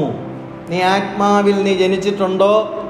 ജഡപ്രകാരം ജനിച്ചവന് ഒരാഗ്രഹമേ ഉള്ളൂ, നിന്നെ തട്ടുക. അഭിഷേകവും അഭിഷേകം ഇല്ലാത്തതും തമ്മിൽ എങ്ങനെ അറിയാം? ശൗലിന് അഭിഷേകം ഉണ്ടായിരുന്നു, അഭിഷേകം നഷ്ടപ്പെടുകയും ചെയ്തു. ദാവീദിന് ദൈവം അഭിഷേകം കൊടുക്കുന്നു, അഭിഷേകം നഷ്ടപ്പെട്ട ശൗലിന് പിന്നെ ദാവീദിനെ കാണുമ്പോൾ ദാവീദിനെ എന്ത് ചെയ്യണം? കൊല്ലണം. അത് മാത്രമേ ഉള്ളൂ അവൻ്റെ ചിന്ത. ഇവിടെ പറയുന്നു, എന്നാൽ അന്ന് ജഡപ്രകാരം ജനിച്ചവൻ ആത്മപ്രകാരം ജനിച്ചവനെ ഉപദ്രവിച്ചതുപോലെ ഇന്നും കാണും. ഇവിടെ പൗലോസ് അപ്പോസ്തലൻ ചിത്രീകരിക്കുന്ന കാര്യം എന്താണ്? ജഡപ്രകാരം ജനിച്ചവനും ആത്മപ്രകാരം ജനിച്ചവനും. Glory to God. അന്ന് അബ്രഹാമിന്റെ ഭവനത്തിൽ ഈ പോരാട്ടം ഉണ്ടെങ്കിൽ ഇന്നും ദൈവത്തിന്റെ ഭവനത്തിനകത്ത് എന്തുണ്ടാവും? പോരാട്ടം ഉണ്ടാവും. കാരണം എന്താണ്? ജഡപ്രകാരം ജനിച്ചവനും എവിടെയുണ്ട്? ദൈവസന്നിധിയിലുണ്ട്. ആത്മപ്രകാരം ജനിച്ചവനും എവിടെയുണ്ട്? ദൈവസന്നിധിയിലുണ്ട്.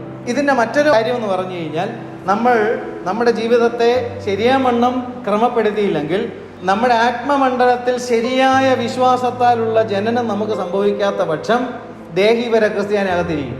വീണ്ടും ജനനം പ്രാപിക്കാനുള്ളത് ആത്മാവിലാണ് ജനനം പ്രാപിക്കേണ്ടത്. സ്തോത്രം, ഹല്ലേലൂയ. ഇവിടെ ദേഹിയിൽ ഇസ്മായേൽ ഉണ്ടെങ്കിൽ ആത്മാവും ദേഹിയും തമ്മിൽ എപ്പോഴും എന്തുണ്ടാവും? പോരാട്ടം ഉണ്ടാവും. അവിടെ പൗലോസ് അപ്പോസ്തലൻ പറയുന്നത് എന്താണ്? ദാസിയെ മകനെ എന്ത് ചെയ്യണം? പുറത്താക്കണം. ഇവിടെ ദാസിയുമായിട്ട് അല്ലെങ്കിൽ മകനുമായിട്ട് ഒരു വർഷങ്ങളായിട്ടുള്ള ഒരു ബന്ധമുണ്ടെങ്കിൽ ഇതിനെ രണ്ടിനെ പുറത്താക്കാനായിട്ട് എന്ത് ചെയ്യത്തില്ല? താല്പര്യമില്ല. ദേഹി എങ്ങനെ പുറത്താക്കും? ജഡത്തിന്റെ ഇഷ്ടങ്ങൾ എങ്ങനെ പുറത്താക്കും? അബ്രഹാം വിശ്വാസത്തിന്റെ പിതാവാണ്. പക്ഷെ ഇവിടെ ഇപ്പൊ വീട്ടിനകത്ത് ആരൊക്കെയായി? എന്താണ്?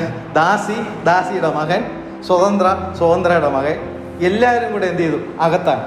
എന്ന് പറഞ്ഞ പോലെ ആത്മാവിൽ നമ്മൾ എന്ത് ചെയ്യുന്നു? ദൈവത്തെ ആരാധിക്കുന്നു.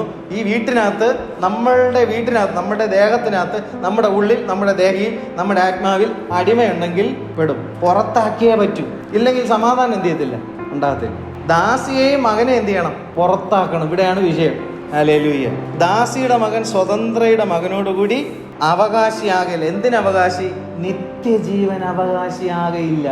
ഇത് പുറത്താകാത്തിടത്തോളം കാലം നിത്യജീവൻ എന്നുള്ള അവകാശം പ്രാപിക്കാൻ സാധിക്കത്തില്ല. ഇത് വീട്ടിനകത്ത് എപ്പോഴും അടി ഉണ്ടാക്കിക്കൊണ്ടിരിക്കുന്നത് പോലെ ഈ പോരാട്ടം അകത്ത് എന്ത് ചെയ്തുകൊണ്ടിരിക്കും? ഉണ്ടായിക്കൊണ്ടിരിക്കും. എങ്ങനെ പോരാടി ഒരു ദിവസം എന്ത് ചെയ്യും?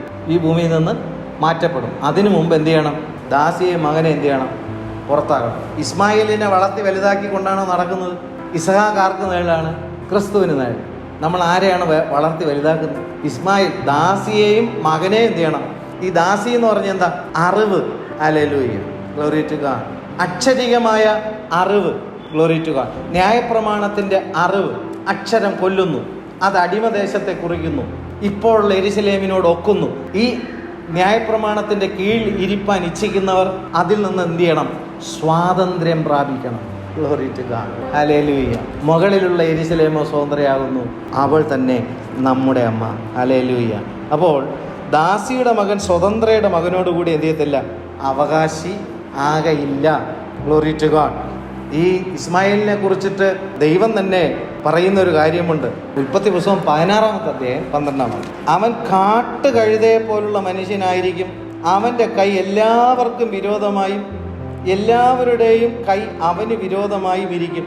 അവൻ തൻ്റെ സകല സഹോദരന്മാർക്കും എതിരെ പാർക്കും. ജഡത്താൽ ജനിച്ചത് ജഡം, ആത്മാവിനാൽ ജനിച്ചത് ആത്മാവ്. ഇസ്മായേലിലെ സന്തതി ആത്മപ്രകാരം ജനിച്ചവനെ ഉപദ്രവിച്ചതുപോലെ ഇന്നും കാണുന്നു. വീണ്ടും ജനിച്ചു എന്നാണ് എന്ത് ചെയ്യുന്നത്? പറയുന്നത്. പക്ഷെ ജനനം എന്താണ് സംഭവിച്ചിരിക്കുന്നത്? ഇസഹാക്കിന് പൊരുളായ ക്രിസ്തുവല്ല അകത്ത് വന്നിരിക്കുന്നത്. പകരം ആത്മാവിൽ ജനിക്കുന്നതിന് പകരം ദേഹിയിൽ ജനനം ഉണ്ടായി. മനസ്സിലാവുന്നുണ്ടോ? ജനനം ആത്മാവിലാണ് സംഭവിക്കേണ്ടത്. പകരം എന്ത് ചെയ്തു? ദേഹിയിൽ ജനനം ഉണ്ടായി. ദേഹിയിൽ ജനനം ഉണ്ടായപ്പോൾ കാട്ടുകഴുത പിന്നെ അതിൻ്റെ സ്വഭാവം എന്ത് ചെയ്യത്തുള്ളൂ? കാണിക്കത്തുള്ളൂ. അവൻ്റെ കൈ എല്ലാവർക്കും വിരോധമായി. കണ്ടോ? ഇങ്ങനെ ഒരു ജനനം എടുത്തിരിക്കുന്ന ഒരാൾ ഒരു സഭയിലുണ്ടെങ്കിൽ പിന്നെ തീർന്നു കാര്യം. അവൻ്റെ കൈ എല്ലാവർക്കും എന്ത് ചെയ്യും? വിരോധമായും എല്ലാവരുടെയും കൈ അവന് വിരോധമായിരിക്കും. അവൻ തൻ്റെ സകല സഹോദരന്മാർക്കും എതിരെ പാർക്കും. എങ്ങനെ നോക്കിയാലും ഇതെന്ത് ചെയ്തില്ല? ശരിയായി വരത്തില്ല. കാരണം ഞാൻ പറയുന്നില്ല, പൗലോസ് അപ്പോസ്തലൻ തന്നെ പറയുന്നുണ്ട്, അന്ന് ജഡപ്രകാരം ജനിച്ചവൻ ആത്മപ്രകാരം ജനിച്ചവന് ഉപദ്രവമായിരുന്ന പോലെ ഇന്നും കാണുന്നു. ആ ഉപദ്രവം എന്താണെന്ന് തിരിച്ചറിയാനാണ് നമ്മളിവിടെ 16-ാമത്തെ അധ്യായം 12-ാമത്തെ വാക്യം വായിച്ചത്. എന്താണ് കാരണം എന്താ? ജനനം പ്രാപിച്ചു, പക്ഷേ സംഭവം എന്തായിരുന്നു? ഇതാണ് പ്രിയമുള്ളവർ, വീണ്ടും ജനനം പ്രാപിക്കുമ്പോൾ തന്നെ വളരെ നമ്മൾ വചന അടിസ്ഥാനത്തിൽ നമ്മൾ നമ്മെ തന്നെ ഒരു ശോധന ചെയ്യണം. അകത്തിരിക്കുന്നത് ഇസ്മായേലാണോ ഇസഹാക്കാണോ എന്ന് എന്ത് ചെയ്യണം? നോക്കണം. വചനം എന്ന കണ്ണാടിയിലോട്ട് എന്ത് ചെയ്യണം? നോക്കണം. ഇവിടെ അവസാനം പറയുന്നത്, നിങ്ങൾ എന്ത് ചെയ്യും?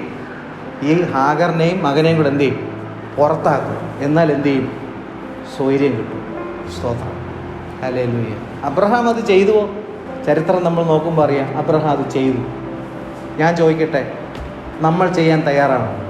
ദൈവത്തിൻ്റെ വചനം വിട്ടിട്ട് മിസ്രൈമിലേക്ക് യാത്ര ചെയ്ത നിമിത്തം വചനമൊക്കെ കാര്യം ബുദ്ധിമണ്ഡലത്തിൽ അറിയാവുന്നത് കൊണ്ട് മിസ്രൈമിലേക്കുള്ള കാര്യങ്ങളൊക്കെ ചെയ്ത് മിസ്രൈമി അനുഗ്രഹങ്ങളൊക്കെ പ്രാപിച്ച് നടക്കുമ്പോൾ നമ്മൾ പോലും പക്ഷെ അറിയാതെ വണ്ണം ഇസ്മായേലിയാണ് അകത്ത് ജനിച്ചിരിക്കുന്നതെങ്കിൽ ഈ ശരീരം കൊണ്ട് ഇസ്മായേലിൽ കാട്ടുകഴുത പോലെ എന്ത് ചെയ്യും? കാര്യങ്ങൾ ചെയ്തുകൊണ്ട് നടക്കും. അങ്ങനെ ജീവിക്കാൻ ഒന്ന് ആലോചിച്ച് നോക്കും. നമുക്കത് എന്തോ ഒരു ദോഷമാണ് എന്ത് ചെയ്യുന്നത്. കർത്താവേ, ഞങ്ങൾ ഇസ്മായേലിലെ സന്തതികളായി തീരാൻ ഞങ്ങൾ എന്ത് ചെയ്യുന്നില്ല? ആഗ്രഹിക്കുന്നില്ല. പൗലോസ് പ്രസവ വേദന എടുത്ത് പറയുകയാണ്, നിങ്ങൾ സൂക്ഷിക്കുക. സ്വതന്ത്രം വാഗ്ദത്ത സന്തതി മാത്രമേ അവകാശം പ്രാപിക്കുകയുള്ളൂ. ജനനം കൊണ്ട് അത് തെളിയിക്കപ്പെടുന്നതാണ്. നിക്കോദീമോസിനോട് ദൈവം ഹല്ലേലൂയ വെളിപ്പെടുത്തുകയാണ്. വീണ്ടും ജനനം, വെള്ളത്താലും ആത്മാവിനാലും നാം ജനനം പ്രാപിക്കുക. ഹല്ലേലൂയ. അവൻ്റെ രക്തത്താൽ നാം കഴുകൽ പ്രാപിക്കുക. സാക്ഷി പറയുന്നവർ മൂവർ. ഹല്ലേലൂയ. വാഗ്ദത്ത സന്തതിയായി ക്രിസ്തുവിനെ നമ്മിൽ ഉരുവാകുവാൻ പരിശുദ്ധാത്മാവ് നമ്മിൽ ധാരാളമായി വ്യാപരിക്കട്ടെ. അവൻ്റെ വചനത്തിലൂടെ ക്രിസ്തു നമ്മിൽ ഉരുവാകുവാൻ, ക്രിസ്തു നമ്മിൽ വളരുവാൻ, ക്രിസ്തു നമ്മെ നിത്യതയിലേക്ക് എത്തിച്ചേർക്കുവാൻ ദൈവത്തിൻ്റെ വചനം പരിശുദ്ധാത്മാവ് നമ്മെ സഹായിക്കട്ടെ. ഈ വചനങ്ങൾ നമ്മൾ ദൈവസന്നിധിയിൽ ധാരാളമായി സമയമെടുത്ത് ഈ വാക്യങ്ങൾ വായിച്ച് ധ്യാനിച്ച്, കർത്താവെ, ശരിയായ ജനനം എൻ്റെ ജീവിതത്തിലേക്ക് നീ പകർന്നു നൽകി കർത്താവെ നിത്യജീവന് അവകാശമാക്കി തീർക്കുവാൻ ഞങ്ങളെ സഹായിക്കണമേ. Glory to God. ഈ വചനങ്ങളാൽ ദൈവം നമ്മേവരെയും സമൃദ്ധിയായി അനുഗ്രഹിക്കട്ടെ. ആമേൻ.